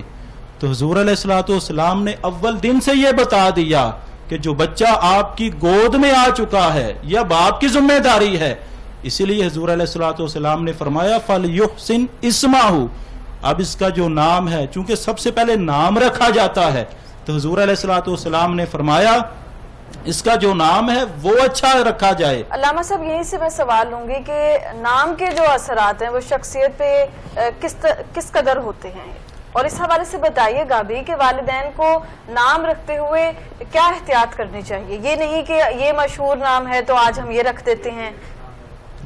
حضور علیہ الصلوۃ والسلام کی اس حوالے سے واضح حدیث مبارکہ ہے، بلکہ حضور علیہ الصلوۃ والسلام کا عمل بھی موجود ہے۔ حضور علیہ الصلوۃ والسلام نے واضح فرمایا کہ سمو اسماء الانبیاء، کہ جو بچوں کے نام ہے وہ انبیاء کے نام پر رکھے جائے۔ اور چونکہ وقت کم ہے میں مختصر وقت میں ایک صرف، چونکہ آپ نے نام کی برکت کے حوالے سے مجھ سے کہا تو میں اس حوالے سے ایک حضور علیہ الصلوۃ والسلام کی حدیث بھی ہے اور جو ہمارے فقہاء ہیں ان کے فرامین بھی موجود ہیں۔ تو حضور علیہ الصلوۃ والسلام نے فرمایا من کان لہ مولود فسماہ محمدا حبا لی وتبرکا باسمی ہوا ومولودہ فی الجنہ، حضور علیہ الصلوۃ والسلام نے فرمایا کہ جس نے اپنے بچے کا نام محمد رکھا میری محبت کی وجہ سے اور میرے نام سے برکت حاصل کرنے کے لیے، ہوا ومولودہ فی الجنہ، تو وہ اس کا جو والد ہے وہ بھی جنتی ہے اور جو بچہ ہے وہ بھی جنتی ہے۔ تو جو اچھا نام رکھا جاتا ہے اس کے دنیا میں بھی اثرات ہوتے ہیں کہ جو بچہ ہے وہ نیک جنتیوں والے کام کرتا ہے، اور آخرت کے بارے میں بلکہ حضور علیہ الصلوۃ والسلام کی حدیث ہے کہ قیامت کے دن بلایا جائے گا اینا محمد، تو وہاں جتنے بھی محمد نامی افراد ہوں گے وہ سارے ہی کھڑے ہو جائیں گے، تو جو فرشتے ہیں وہ کہیں گے تمہیں نہیں بلایا گیا، اللہ نے تو اپنے حبیب کو بلایا ہے۔ تو اللہ رب العزت فرمائے گا یہ سارے کھڑے ہو گئے ہیں، ان کا نام میرے حبیب کے نام پر ہے، سب کو یہ کہہ دیا جائے گا کہ تم بلا حساب جنت میں چلے جاؤ، کیوں؟ کیونکہ مجھے حیا آتی ہے کہ تمہارا نام میرے حبیب کے نام پر ہو اور تمہیں دوزخ میں بیچ دیا جائے، ایسا نہیں ہو سکتا۔ اور فقہا فرماتے ہیں کہ جس شخص کا نام محمد ہو یا عبداللہ ہو، وہ جس گھر میں ہوتا ہے اس گھر میں برکت ہوتی ہے، وہ جس کھانے پر دسترخوان میں بیٹھ جائے اس دسترخوان میں برکت ہوتی ہے۔ بلکہ حضور علیہ الصلوۃ والسلام کے صحابہ کے دور میں جس کا نام محمد ہوتا یا احمد ہوتا تو جو صحابہ ہیں وہ اس کے لیے جگہ چھوڑ دیا کرتے تھے۔ تو یہ اچھے نام رکھنے کی جو برکت ہے وہ دنیا میں بھی اس کا جو اجر ہے جو حصہ ہے وہ ملتا ہے، اور آخرت میں بھی اللہ رب العزت نے ان کے لیے جو جنت ہے وہ صلہ رکھا ہے۔ اچھا ماہنور یہ بتائیے گا کہ عید کو 5-6 دن رہ گئے ہیں، تو جو فطرانہ ہے علامہ صاحب سے یہ بھی میں جاننا چاہوں گا کہ جو فطرانہ ہے اس کو وقت پہ دینے کی کیا اہمیت ہے تاکہ ہم جو غریب اور مستحق لوگ ہیں ان کو ٹائم سے اپنی خوشیوں میں شامل کر سکیں، اس حوالے سے علامہ صاحب آپ کیا کہیں گے؟ اس حوالے سے میں یہی گزارش کروں گا، چونکہ یہ جو رمضان کا مہینہ ہے اس کو شہر اللہ بھی کہا گیا، شہر الصبر بھی کہا گیا اور شہر المواسات، کہ یہ ہمدردی کا مہینہ ہے، یہ غم گساری کا مہینہ ہے، یہ لوگوں کی ضروریات کو پورا کرنے کا مہینہ ہے۔ تو اللہ رب العزت نے جہاں جہاں اور ترغیب عطا فرمائی ہے، تو جو فطرانہ ہے اس کا جو فقہا ہے وہ فرماتے ہیں ایک تو مقصد یہ ہے کہ جو روزوں میں کمی گتائی ہو جاتی ہے اللہ رب العزت اس کے صدقے اس کو دور فرما دیتا ہے، اور اس کا جو دنیاوی مقصد ہے وہ یہ بھی ہے کہ جو غربا ہے، جو ضرورت مند ہیں، جو حاجت مند ہیں، جو مسکین ہیں، جو یتیم ہیں، جو بیوہ ہیں، ان کو اپنی خوشیوں میں شریک کر لیا جائے کہ یہ جو فطرانہ ہے اس کو رمضان میں ادا کیا جائے، تاکہ ضرورت کی جو بھی اشیاء ہیں، وہ سحر و افطار کے حوالے سے ہو، وہ عید کے دن کے حوالے سے ہو، یا جتنی بھی ضرورت کی اشیاء ہیں، تاکہ وہ اس سے خرید سکے. یعنی عید سے پہلے ہمیں اسے ادا کر دینا چاہیے. اکثر لوگ یہ بتائیں عید کی نماز سے پہلے بھی دے رہے ہوتے ہیں. فطرانے کا جو حکم ہے، جو ہی رمضان شروع ہو جاتا ہے تو اول رمضان اس وقت بھی دیا جا سکتا ہے، درمیان میں بھی دیا جا سکتا ہے، عید والے دن بھی دیا جا سکتا ہے.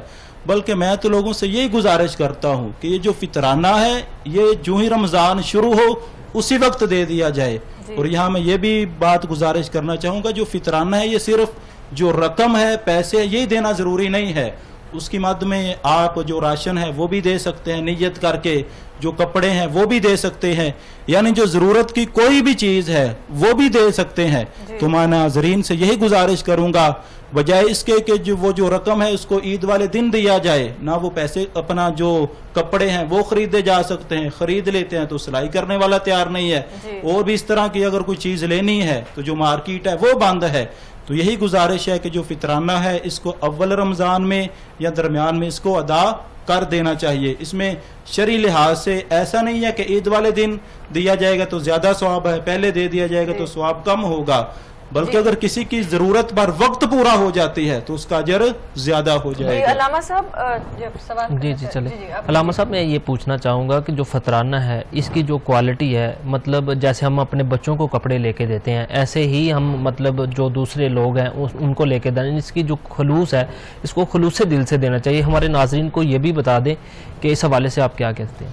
دیکھیں اس حوالے سے میں یہی گزارش کروں گا کہ ہمارے جو فی زمانہ وقت کے مفتیان کرام ہے یا جو بھی علماء ہے وہ اس کی جو ایک مقدار ہے وہ بھی عامت الناس کے لیے نکال دیتے ہیں کہ جس طرح سب سے جو کم کوالٹی ہے وہ گندم کی اس مرتبہ 300 نکلی ہے.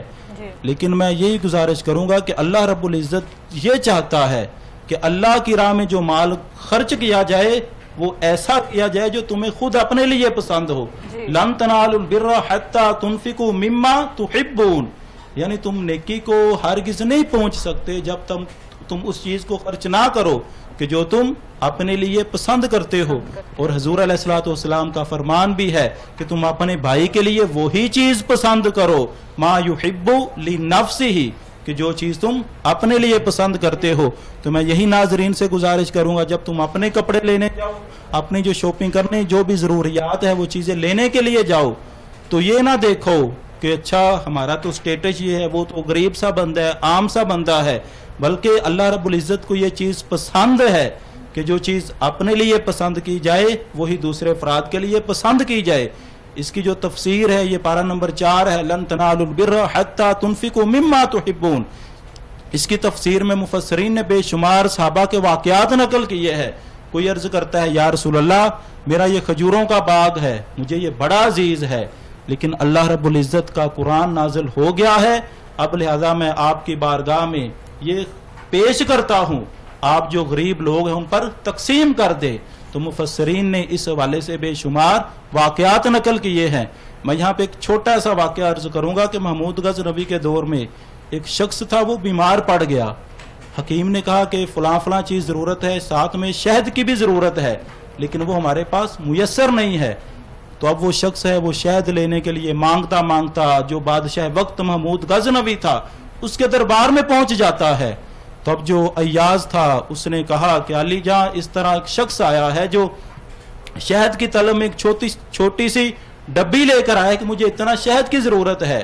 تو جو محمود غزنوی تھے انہوں نے یہ نہیں کہا کہ اس کی جو چھوٹی سی ڈبی ہے وہ بھر کے اس کو دے دی جائے، بلکہ فرمایا اس اندر سے اس کو 2 بڑے ڈبے دے دیے جائے.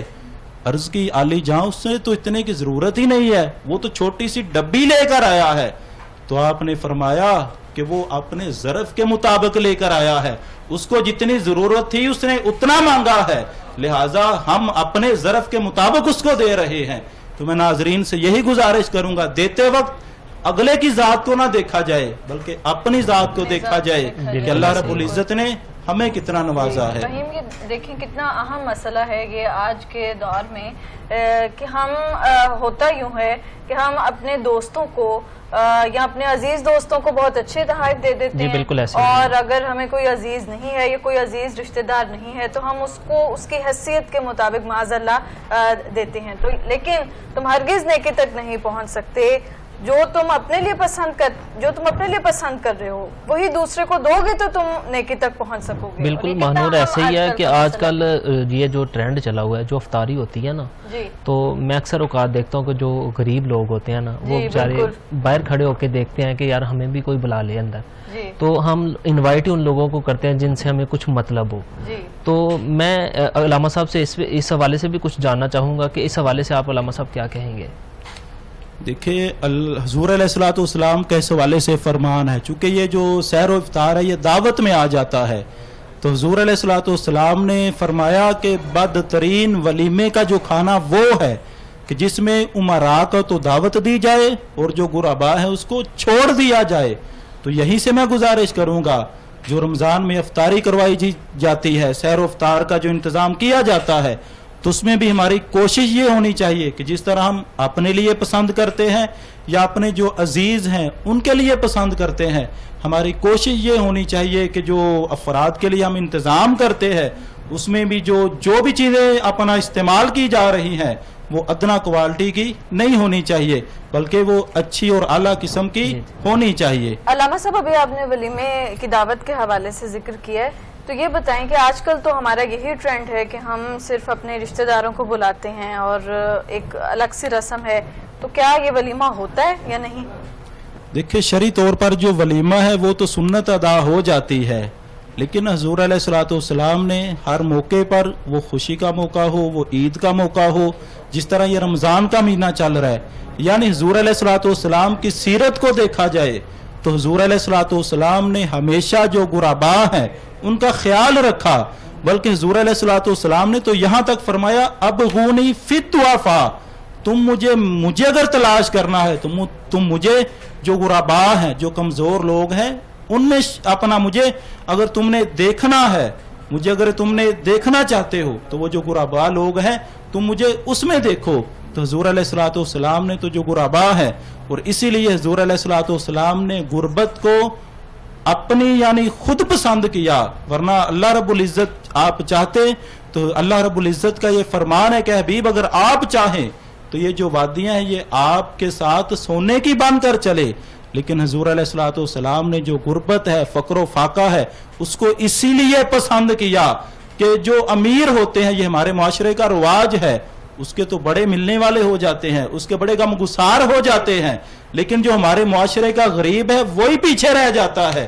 تو حضور علیہ الصلوۃ والسلام نے غریب کو چھوڑا ہی نہیں ہے کہ کوئی دنیا میں جب نظر دوڑائے گا تو اس کا چاہے کوئی بھی نہ ہو لیکن اس کا جو نبی ہے وہ ہمیشہ غریب کے ساتھ ہوگا. اسی لیے حضور علیہ الصلوۃ والسلام نے فرمایا جو غربا ہیں, جو مسکین لوگ ہیں, وہ جنت میں بھی ان لوگوں سے کم و بیش 500 سال پہلے چلے جائیں گے. تو میں ناظرین سے یہی گزارش کروں گا کہ اللہ رب العزت نے ہمیں اگر وسعت بخشی ہے, عزیزوں اقارب کے ساتھ, رشتہ داروں کے ساتھ, دوستوں کے ساتھ یہ دعوت و افطار یہ وہ کرنے میں کوئی حرج نہیں ہے, لیکن جب کبھی یہ اس طرح کے پروگرام ہو تو جو غربا ہیں ان کو بھی ساتھ میں شریک کیا جائے, ان کو بھی بلا لیا جائے. جی علامہ صاحب بہت شکریہ آپ کا. ناظرین ہمارا آج کا جو دوسرا موضوع ہے وہ اسلامو فوبیا کے حوالے سے ہے. آج 15 مارچ ہے اور اسلامو فوبیا کے خلاف عالمی دن منایا جا رہا ہے. اب دیکھتے ہیں کہ اسلام کے خلاف کیسے ہتھ کنڈے اٹھ گئے ہیں, اور یہ بڑے افسوس کے ساتھ کہنا پڑ رہا ہے کہ آج ہمارے مسلمانوں کے درمیان بھی کچھ اس طرح کے اختلافات پھوٹ پڑے ہیں اور ہم الحاد کی جانب جاتے ہیں, ہم اخلاقیات کا درس دیتے ہیں, لیکن ہم اسلام کے خلاف مسلمان ہی اٹھ کے بات کر رہے ہیں. تو علامہ صاحب میں اس موضوع کی طرف آؤں گی اور یہ آپ بتائیے گا کہ کیا ایسا ہوا, کیسی ہوا یہ چلی ہے کہ ہم اسلامو فوبیا کو دیکھ رہے ہیں. ایک طرف اگر غیر مسلم اگر اسلامو فوبیا کے خلاف اسلامو فوبیا کا شکار ہیں تو مسلمان بھی اس کی لپیٹ میں آ چکے ہیں. بسم اللہ الرحمن الرحیم. اسلامو فوبیا اس حوالے سے میں آپ سے یہی عرض کروں گا, گزارش کروں گا کہ یہ اللہ تبارک و تعالیٰ کے دین کے دشمنوں کے یہ ہتھ کنڈے ہیں. جی نبی پاک صلی اللہ علیہ وسلم کے دین کو، اس خوبصورت اور پیارے دین کو جو ہے دیکھ کر دشمن، جو حضور صلی اللہ علیہ وسلم نے فرمایا، اللہ کا قرآن کہتا ہے کہ یہودی اور عیسائی یہ کبھی بھی تمہارے دوست نہیں ہو سکتے، کبھی بھی ان کے ساتھ جو ہے تم نے اپنے مراسم جو ہے قائم نہیں کرنی، یہ کبھی بھی تمہارے دوست نہیں ہو سکتے. جب اللہ اور اس کے رسول کا فرمان آ گیا تو پھر ہمیں جو ہے سر جھکا لینا چاہیے اور ہمیں 100% اسے قبول کرنا چاہیے، نہ کہ ہم ان کے ساتھ اپنے مراسم بناتے رہیں، ہم ان کے ساتھ اپنے تعلقات بناتے رہیں. یہ جو ہے جب قرآن نے بتا دیا ہے تو ہمیں اس سے بچنا ہے. اب رہ گئی بات یہ کہ نبی پاک صلی اللہ علیہ وسلم کے اسلام اور دین کے حوالے سے اس طرح کا سخت رویہ رکھنا اور دین اسلام کو اس طرح کا سمجھنا، ایسا بالکل نہیں ہے. یہ تو نبی پاک صلی اللہ علیہ وسلم نے تو اتنا پیار کا، محبت کا درس دیا ہے. سرکار الصلوۃ، انسان تو انسان رہ گئے، حضور صلی اللہ علیہ وسلم نے تو جانوروں کے ساتھ بھی محبت کی. سرکار الصلوۃ والسلام ایک جہاز سے واپس تشریف لا رہے تھے تو راستے میں ایک کتیا نے بچے دیے ہوئے تھے، تو سرکار الصلوۃ والسلام نے کچھ صحابہ کی وہاں پر ڈیوٹی لگائی. سرکار الصلوۃ والسلام نے فرمایا کہ یہاں پر کھڑے ہو جاؤ، ان کی حفاظت کرو جب تک کہ قافلہ یہاں سے گزر نہیں جاتا. تو جو دین کا جو ہے سبق ہمیں رسول پاک صلی اللہ علیہ وسلم نے انسان چھوڑ کر جانوروں کے ساتھ اس قدر جو ہے ہمیں سکھایا ہے. اور سرکار کے صحابہ جہاد کے لیے جاتے تھے، سرکار علیہ السلام فرماتے تھے کہ بوڑھوں پہ جو ہے سرکار نے فرمایا وار نہیں کرنا، عورتوں کے ساتھ جو ہے ان کے ساتھ اس نے سلوک رکھنا ہے.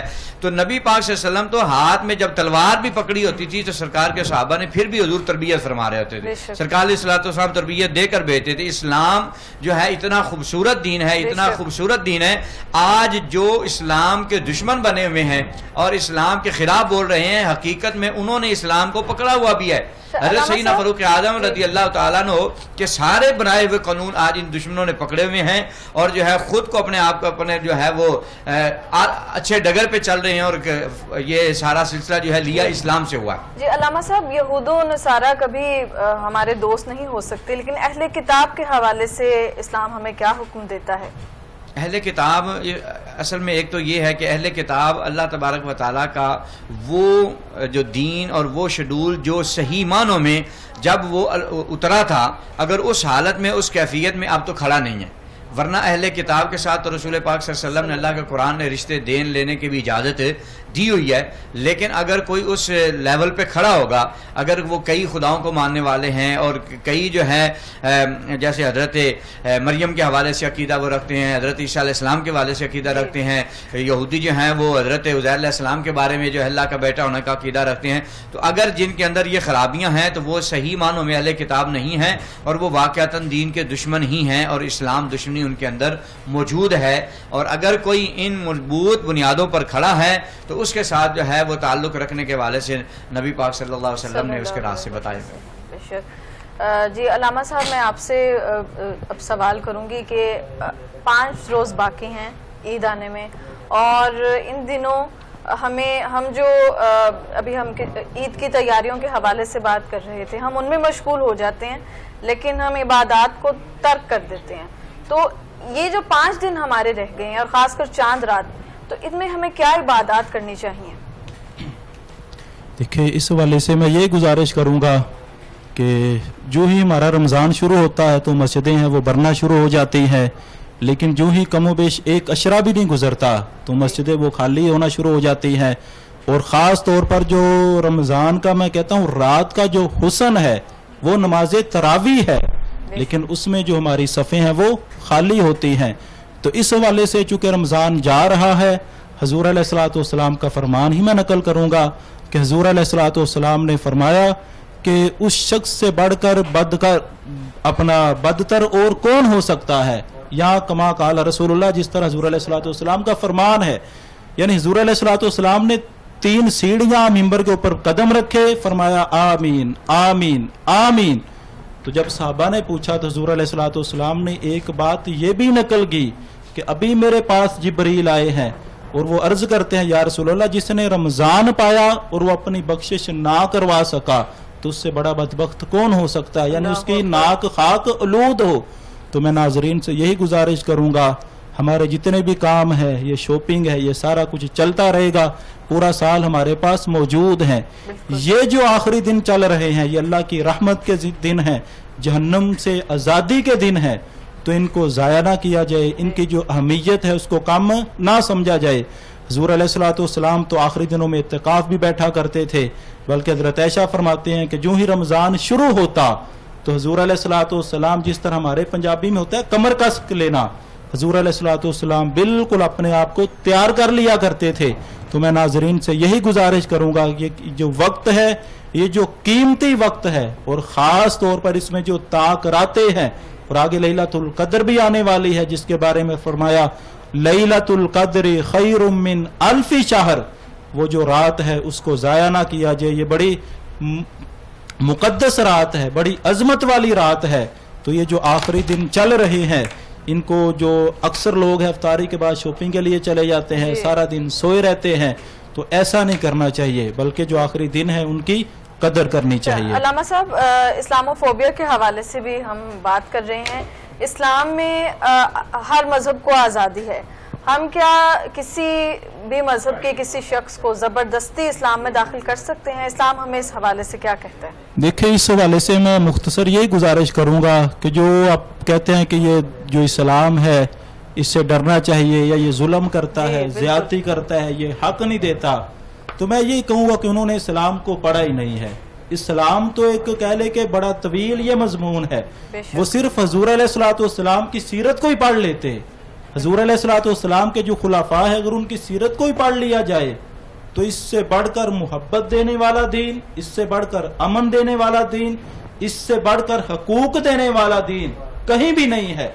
آپ دیکھیں جو عورت ہے اس کے ساتھ کیا سلوک کیا جاتا تھا، تو اسلام جب عورت آئی تو اسلام نے ماں ہے تو کہا اس کے قدموں کے نیچے جنت ہے، اگر بیٹی ہے تو حضور علیہ الصلوۃ والسلام نے فرمایا اگر اس کی اچھی پرورش کی ہے تو حضور علیہ الصلوۃ والسلام نے اس طرح انگلیوں کا اشارہ کر کے فرمایا کہ وہ شخص اور میں قیامت کے دن اس طرح جنت میں ہوں گے۔ تو یہ جو دین ہے، جو کمزور ترین کہہ لے کہ قسم عورت تھی کہ اسلام سے پہلے جس کے کوئی حقوق ہی نہیں تھے، جس کو عام طور پر پاؤں کی جوتی سمجھا جاتا تھا، تو اسلام نے تو اس نے اس کے بھی حقوق کا اتنا خیال کیا ہے۔ اور جو اسلام ہے اس میں کوئی سختی نہیں ہے، شدت نہیں ہے، کوئی حرج نہیں ہے۔ بس یہ جو کہتے ہیں کہ اسلام میں سختی ہے، شدت ہے، یہ اسلام حقوق نہیں دیتا، صحیح معنوں میں انہوں نے قرآن کو اور جو اسلام ہے اس کو پڑھا ہی نہیں ہے۔ یہ اصل میں اسلام کے دشمن ہیں، اور یہ آج سے نہیں چل رہا، یہ اس وقت سے جب سے حضور علیہ الصلوۃ والسلام نے جو دین ہے اس کو پھیلانا شروع کیا، یہ اس وقت سے طریقہ چل رہا ہے۔ وہ کیا چاہتے ہیں؟ یریدون لیطفئوا نور اللہ بافواہہم، کہ یہ جو اللہ کا نور ہے، دین ہے، اس کو اپنے منہ اپنی باتوں سے بجھا دیا جائے، حالانکہ یہ ایسا نہیں ہو سکتا، بلکہ اللہ رب العزت کا یہ وعدہ ہے کہ یہ جو دین اسلام ہے یہ غالب ہو کر ہی رہے گا۔ اس وقت انہوں نے منافقین کو خریدا، اپنے پلڑے میں کیا، جنگ ہوتی تو پیچھے ہٹ جاتے۔ اور آج کا جو دور ہے، آج بھی افراد کو خرید لیا جاتا ہے، لبادہ اسلام والا ہے، کلمہ گو ہوتے ہیں، لیکن حقیقت میں وہ جو مسلمان ہیں ان کو اسلام کے خلاف تعلیم دیتے ہیں، جو اسلام کی صحیح تعلیم ہے اس سے دور کرتے ہیں۔ ہمارا جو ملک پاکستان ہے اس کے خلاف کرتے ہیں، ہماری جو افواج ہے اس کے خلاف پروپیگنڈا کیا جاتا ہے۔ تو یہ سارے کا سارا ان کی کوشش فقط یہی ہے کہ جو اسلام ہے، اصل میں وہ اسلام سے دشمنی نہیں چاہتے، بلکہ ان کو ڈر اسلام کا نہیں ہے، ڈر اس چیز کا ہے کہ کہیں دین کا غلبہ نہ ہو جائے۔ لیکن یہ تو ہو کر ہی رہے گا کہ جو اللہ رب العزت کا دین ہے یہ ساری کائنات پر چھا کر ہی رہے گا۔ علامہ صاحب کی گفتگو سے مجھے مولانا ظفر علی خان کا وہ شعر یاد آ گیا کہ بجھاتے ہی رہے پھونکوں سے کافر اس کو رہ رہ کر، بجھاتے ہی رہے پھونکوں سے کافر اس کو رہ رہ کر، مگر نور اپنی ساتھ پر رہا ہو کر تمام اس کا، مگر نور اپنی ساتھ پر رہا ہو کر تمام اس کا۔ علامہ افتخار صاحب، میں یہ جاننا چاہوں گی کہ آج جو مسلمانوں میں الحاد کا ایک نظریہ غالب آ چکا ہے اور ہم یہ کہتے ہیں کہ اخلاقیات ہونی چاہیے، الحاد کی طرف ہم جا رہے ہیں اور معاذ اللہ خدا نہیں ہے، تو اس حوالے سے گفتگو کیجیے گا اور ہمیں بتائیے گا۔ بسم اللہ الرحمن الرحیم، للہ ما فی السماوات والارض۔ اللہ تبارک و تعالی ہی ہمارا خالق ہے، وہی ہمارا مالک ہے، وہی زمین و آسمان کا بنانے والا ہے، وہی کل کائنات کو پیدا کرنے والا ہے۔ یہ اس صدی میں آ کر جو ہے نبی پاک صلی اللہ علیہ وسلم کے ظاہری حیات طیبہ کے 1500 سال بعد آ کر ایسے لوگ کچھ پیدا ہو گئے کہ جنہوں نے اس طرح کی گفتگو کرنا شروع کی، اس طرح کی باتیں کرنا شروع کی. ورنہ کچھ ایسا زمانہ میں ایسا وقت بھی گزرا کہ جن کے پاس انبیاء تشریف ہی نہیں لائے، جنہیں اللہ اور اس کے رسول کا پیغام پہنچا ہی نہیں، اللہ تبارک و تعالیٰ نے پھر بھی ان کے دلوں میں بھی، اللہ تعالیٰ نے ان کے ذہنوں میں بھی خدا ہونے کا ایک تصور موجود تھا. جیسے ہم پڑھ لیں اصحاب کہف کے حوالے سے، جی اصحاب کہف کے وہ جو افراد تھے ان کو کس نے تبلیغ کی؟ ان کے پاس کوئی اللہ کا نبی نہیں آیا، ان کو کسی جو ہے اللہ کے ولی نے یا کسی نے کھینچ کر ان کو یا اسلام کی طرف یا دین کی طرف نہیں لایا. یہ تو صرف اور صرف اللہ اور اس کے رسول کے ساتھ دشمنی ہے، اور جو ہے اپنے آپ کو جو ہے مسلمانوں پر ہیوی کرنے کے لیے اور مسلمانوں کو کمزور کرنے کے لیے اس طرح کے عقیدے اور اس طرح کے سوشل میڈیا پر باتیں چلائی جاتی ہیں تاکہ مسلمان کمزور ہو جائیں اور مسلمانوں کی کوئی تعداد کو توڑنا چاہیں، یا جو ہمارے معاشرے میں بالخصوص نوجوان نسل ہے جو طبقہ ہے وہ جو بالکل جو ہے دین کو نہیں پڑھتے، دین کو سنتے نہیں ہیں، دین والوں کے پاس بیٹھتے نہیں ہیں اور سوشل میڈیا سے بس دین لیا، سوشل میڈیا سے دنیا لی. اور جو صحیح معنوں میں جو علماء کی صحبت میں یا قرآن کو نہیں پڑھتے، دین کو نہیں پڑھتے، ایسے لوگ پھر ان لوگوں کی چنگل میں آ جاتے ہیں. لیکن اللہ تبارک و تعالیٰ کے بارے میں ایسا خیال رکھنا، ایسا سوچنا یہ کہیں پر بھی موجود نہیں تھا، ہم نے پہلے نہیں سنا تھا. جس معاشرے میں اب ہم رہ رہے ہیں یہاں المیہ یہ ہے کہ اس طرح ابھی ایک اس کی بڑی مشہور بات ہے کہ ہم نے قرآن بھی پڑھا، حدیث بھی پڑھی، قرآن پاک کی آیات بھی موجود ہیں. ثانی اثنین اذ ہما فی الغار کے نبی پاک صلی اللہ علیہ وسلم کے ساتھ جو غار ثور میں تھے وہ حضرت ابوبکر صدیق تھے. اب ہم 1500 سال سے یہ بات سنتے آ رہے ہیں، قرآن نے بتا دیا بھائی، نبی پاک کے حدیث نے بتا دیا، اس کے حوالے سے بھی اب لوگ اٹھ کے کھڑا ہو گئے، وہ کہنے لگے کہ وہ غار میں نبی پاک صلی اللہ علیہ وسلم کے ساتھ ابوبکر تھے ہی نہیں. ٹھیک ہے نا. اب قرآن کی یہ حدیث کو جھٹلانا، حدیث اور قرآن سے ایک تو دوری ہے، دوسرا ہم اس کو اگر معاذ اللہ اگر ہم نفی کر رہے ہیں تو ہم تو جھٹلا رہے ہیں. تو ہم یہ جو ہے اللہ تبارک و تعالیٰ کو جھٹلانا اور جو ہے قرآن پاک کو جھٹلانا، حضور کے حدیث کا جھٹلانا، یہ صرف اور صرف ہمارا دین سے دوری کا سبب ہے. اور وہ دشمن ہمارا چاہتا ہے، یہود و نصارہ یہ چاہتے ہیں کہ یہ دین سے ہٹ کے رہیں، دین کے ساتھ لگیں گے تو یہ مضبوط ہوں گے. وہ علامہ اقبال نے کہا تھا نا، وہ فاقہ کش کے موت سے ڈرتا نہیں، کبھی اس کے بدن سے روح محمدی نکال دو. وہ دشمن جو ہے چاہتا یہ ہے کہ ان کے اندر سے رسول اللہ کی محبت نکل جائے، رسول اللہ کا پیار نکل جائے. حضور کی محبت اور پیار نکل جائے گی تو پھر یہ کمزور اور کھوکھلے ہو جائیں گے. پھر چاہے تو ان کو جو ہے نبیوں کا انکار کرواتے رہیں گے، چاہے تو ان کو سے قرآن کا انکار کرواتے رہیں گے، چاہے تو ان سے خدا کا انکار کرواتے رہیں گے. تو لہذا جو ہے اللہ تبارک و تعالی ہمیں، ہماری قوم کو، ہمارے نبی پاک کی امت کو جو ہے اسلام پر، دین پر، اللہ تبارک و تعالیٰ کی توحید پر، رسول اللہ کی رسالت پر، جو ہے آسمانی کتب پر جو ہے اللہ تبارک و تعالیٰ ہمیں مضبوط عقیدہ. علامہ صاحب، ناظرین اسپیشلی نوجوان نسل، اور جیسے آپ نے کہا کہ سوشل میڈیا کا دور ہے، اس میں یہ بڑا خطرناک ہے، فتنہ ہے کہ ہم الحاد کی جانب بہت زیادہ، کیونکہ یونیورسٹی میں بھی یونیورسٹی سے تعلیم حاصل کر رہی ہوں تو وہاں پہ میں دیکھتی ہوں کہ یہ الفاظ سننے کو ملتے ہیں. ہم سے جو جونیئرز ہیں وہ یہ کہتے ہیں کہ ہاں جی خدا ہے بھی یا نہیں ہے، معاذ اللہ. اور نوجوانوں کو آپ کیا پیغام دیں گے ایک مسلمان کی حیثیت سے؟ انہیں کس طرح سے اپنے آپ کو مضبوط رکھنا ہے، اپنی سوچ کو کس طرح سے مضبوط رکھنا ہے؟ اس کے لیے میرا پیغام یہی ہے کہ ہم قرآن و سنت کے ساتھ وابستہ ہو جائیں. ہم جو ہے قرآن پاک کو پڑھیں، خود قرآن پاک کو پڑھیں، ہم نبی پاک صلی اللہ علیہ وسلم کے حدیث کا خود مطالعہ کریں. اور اللہ تبارک و تعالیٰ کا قرآن ہم جتنا پڑھیں گے، جتنا اس کا مطالعہ کریں گے، اتنا ہی اللہ تبارک و تعالیٰ جو ہے اس کے مطالعہ کرنے سے اللہ تبارک و تعالیٰ آپ کے ایمان کو مضبوط کرے گا، آپ کی جرت ایمانی مضبوط ہوگی، غیرت ایمانی مضبوط ہوگی. یہاں پر میں ایک بات کرتا چلوں، اگر میرے کسی بھائی کو اختلاف بھی ہو سکتا ہے اس بات سے، کہ اگر سوشل میڈیا پر اس پلیٹ فارم پر جو اگر دنیاوی اتنا کام ہو رہا ہے، راہ روی کے کام ہو رہے ہیں، فحاشی کے کام ہو رہے ہیں اور دنیا داری دکھائی جا رہی ہے، ہمیں پھر چاہیے، ہمیں اس کے مقابلے میں پھر ہمیں دین بھی لانا چاہیے. سوشل میڈیا پر اگر وہ دنیا داری کی جا رہی ہے تو ہمارے علماء کو کھڑا ہونا چاہیے، ہمارے جو ہے جو دین کو سمجھتے ہیں, دین کو جانتے ہیں, انہیں جتنے بھی سوشل میڈیا کے پلیٹ فارم ہیں ان کو جو ہے پر کرنا چاہیے دین. علامہ صاحب یہاں پہ ایک بات کروں گی کہ جب سوشل میڈیا پر اگر کوئی قاری صاحب آتے ہیں یا علامہ صاحب آتے ہیں یا مفتی صاحب آتے ہیں, جیسے کہ آپ کہہ رہے ہیں کہ ان کے مخالف متضاد ہمیں بھی کام کرنا پڑے گا, متضاد تو ہوگا لیکن ہم اس کو جو ہے دین کے حوالے سے کام کریں گے, لیکن لوگوں کا ایک الگ سے کمنٹس آنا شروع ہو جاتے ہیں کہ یہ معاذ اللہ دنیا کے لحاظ سے کام کر رہے ہیں. جس طرح اگر قاری قرآن گھر میں جا کر اگر پڑھا رہے ہیں اور اگر وہ ہدیہ لے رہے ہیں تو ان کے حوالے سے اس طرح کی گفتگو شروع ہو جاتی ہے, اور خاص کر میں سوشل میڈیا پر جب دیکھتی ہوں تو اس کے نیچے کمنٹس ایسے ہی ہوتے ہیں کہ اب یہ یہاں پہ دکھاوے کے لیے گفتگو کر رہے ہیں.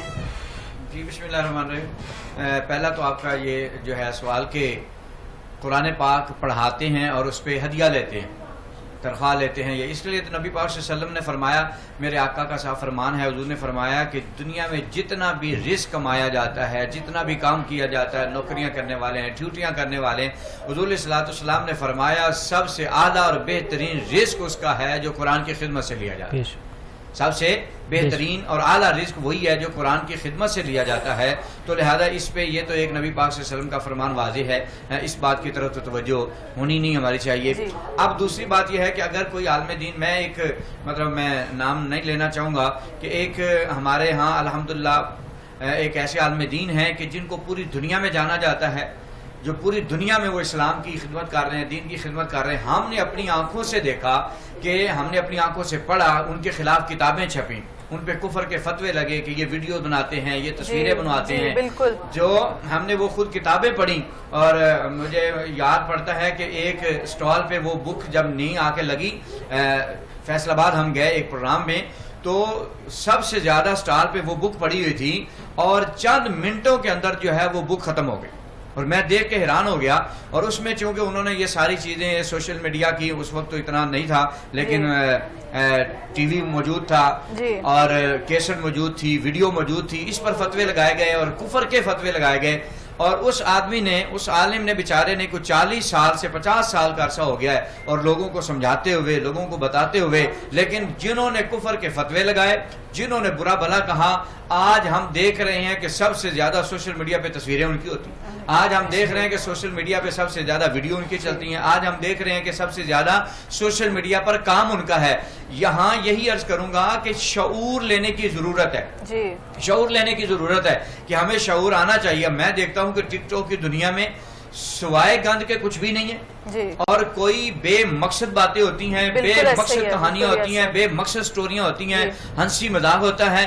اس کو آپ سارا دن دیکھ بھی رہے ہیں, اس کو سن بھی رہے ہیں, اس پہ ٹائم بھی آپ سپینڈ کر رہے ہیں, اور اسی پہ اگر آپ کو قرآن کوئی پڑھ کے سنا رہا ہے, کوئی حدیث پڑھ کے سنا رہا ہے, تو اس سے جو ہے تکلیف ہوتی ہے. حقیقت یہ ہے کہ یہ تکلیف جو ہے, یہ جو یہود و نصارہ نے ہمارے اندر ڈالی ہے, وہ جو ہمارے یہود و نصارہ کا ہم جو ذہن لیتے جا رہے ہیں نا, یہ اسی کا اثر ہے کہ آج ہم دین کے ساتھ مذاق کرتے ہیں, اور وہی کام جو ہے, وہی ٹائم آپ جو ہے دنیا داری کو. علامہ صاحب بہت پیاری گفتگو آپ کر رہے تھے, ٹائم اجازت نہیں دے رہا. اچھا لگا, آپ کا بھی بہت شکریہ, علامہ عرفان صاحب کا بھی بہت شکریہ. اور اتنا کچھ ہمیں سیکھنے کو ملتا ہے, اور روزانہ ہی فہیم ہم بہت کچھ سیکھ کر اٹھتے ہیں, اور اللہ تعالیٰ ہمیں اس پر عمل کی بھی توفیق عطا فرمائے.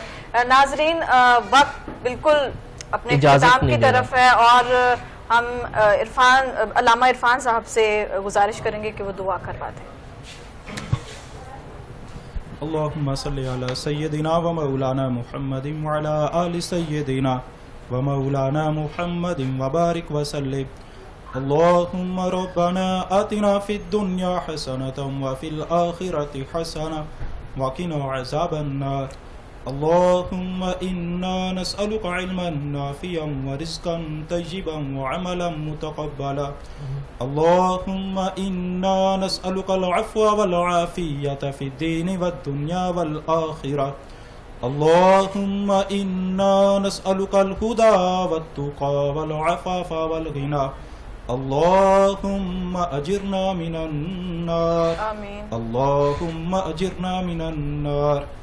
یا اللہ پاک, ہم یہاں جو مل بیٹھے, تیرے اور تیرے حبیب علیہ الصلوۃ والسلام کی باتیں کی, دین کی باتیں کی, اور لوگوں سے جو واعظ و نصیحت کیا سب کو اپنی بارگاہ میں قبول فرما. آمین. یا اللہ پاک جو کوئی غلطی کوتاہی ہوئی، کوئی غلط جملہ نکل گیا، اس ماہ مقدس کا صدقہ معاف فرما. آمین. یا اللہ پاک بالخصوص اور ناظرین میں سے جن نے اس ماہ مقدس کے روزے رکھے سب کو اپنی بارگاہ میں قبول فرما. آمین. یا اللہ پاک جو رہ گئے ہیں استقامت کے ساتھ رکھنے کی توفیق عطا فرما.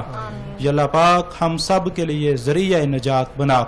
یا اللہ پاک اس ماہ مقدس نے جس فرد نے میں جو بھی کار خیر میں حصہ لیا، وہ سحر و افطار ہو، وہ کسی کی ضرورت کو پورا کیا، راشن کے انتظام کیا، کسی کے لیے عید کے کپڑے لے کر دیے، جو بھی دیے تو بہتر جانتا ہے. یا اللہ پاک سب کو اپنی بارگاہ میں قبول فرما. آمین. سب کے لیے ذریعہ نجات بنا. آمین. یا اللہ پاک بالخصوص یہ جو پروگرام ان کا جو سیٹ اپ ہے، یہ دین اسلام کی تبلیغ کے لیے بیٹھے ہیں. یا اللہ پاک اس میں برکت پیدا فرما. یا اللہ پاک اس کو عروج عطا فرما. دین متین کا جو کام ہے اور خلوص اور نیت اور جذبے کے ساتھ کرنے کی توفیق عطا فرما. یا اللہ پاک امت مسلمہ کی خیر فرما، بالخصوص ملک پاکستان کی خیر فرما. یا اللہ پاک جو اس کی سرحدوں کی حفاظت کرتے ہیں تو ان کی بھی حفاظت فرما. بالخصوص جو مسلمان اور کفار کی جنگ ہے، مسلمان کو فتح اور نصرت عطا فرما. مسلمانوں کو اسلام کا پرچم بلند کرنے کی توفیق عطا فرما. یا اللہ پاک حضور علیہ الصلوۃ والسلام کی امت میں سے جتنے بھی فرد آج تک اس دار فانی سے ایمان کی حالت سے جا چکے ہیں سب کی کامل بخشش فرما.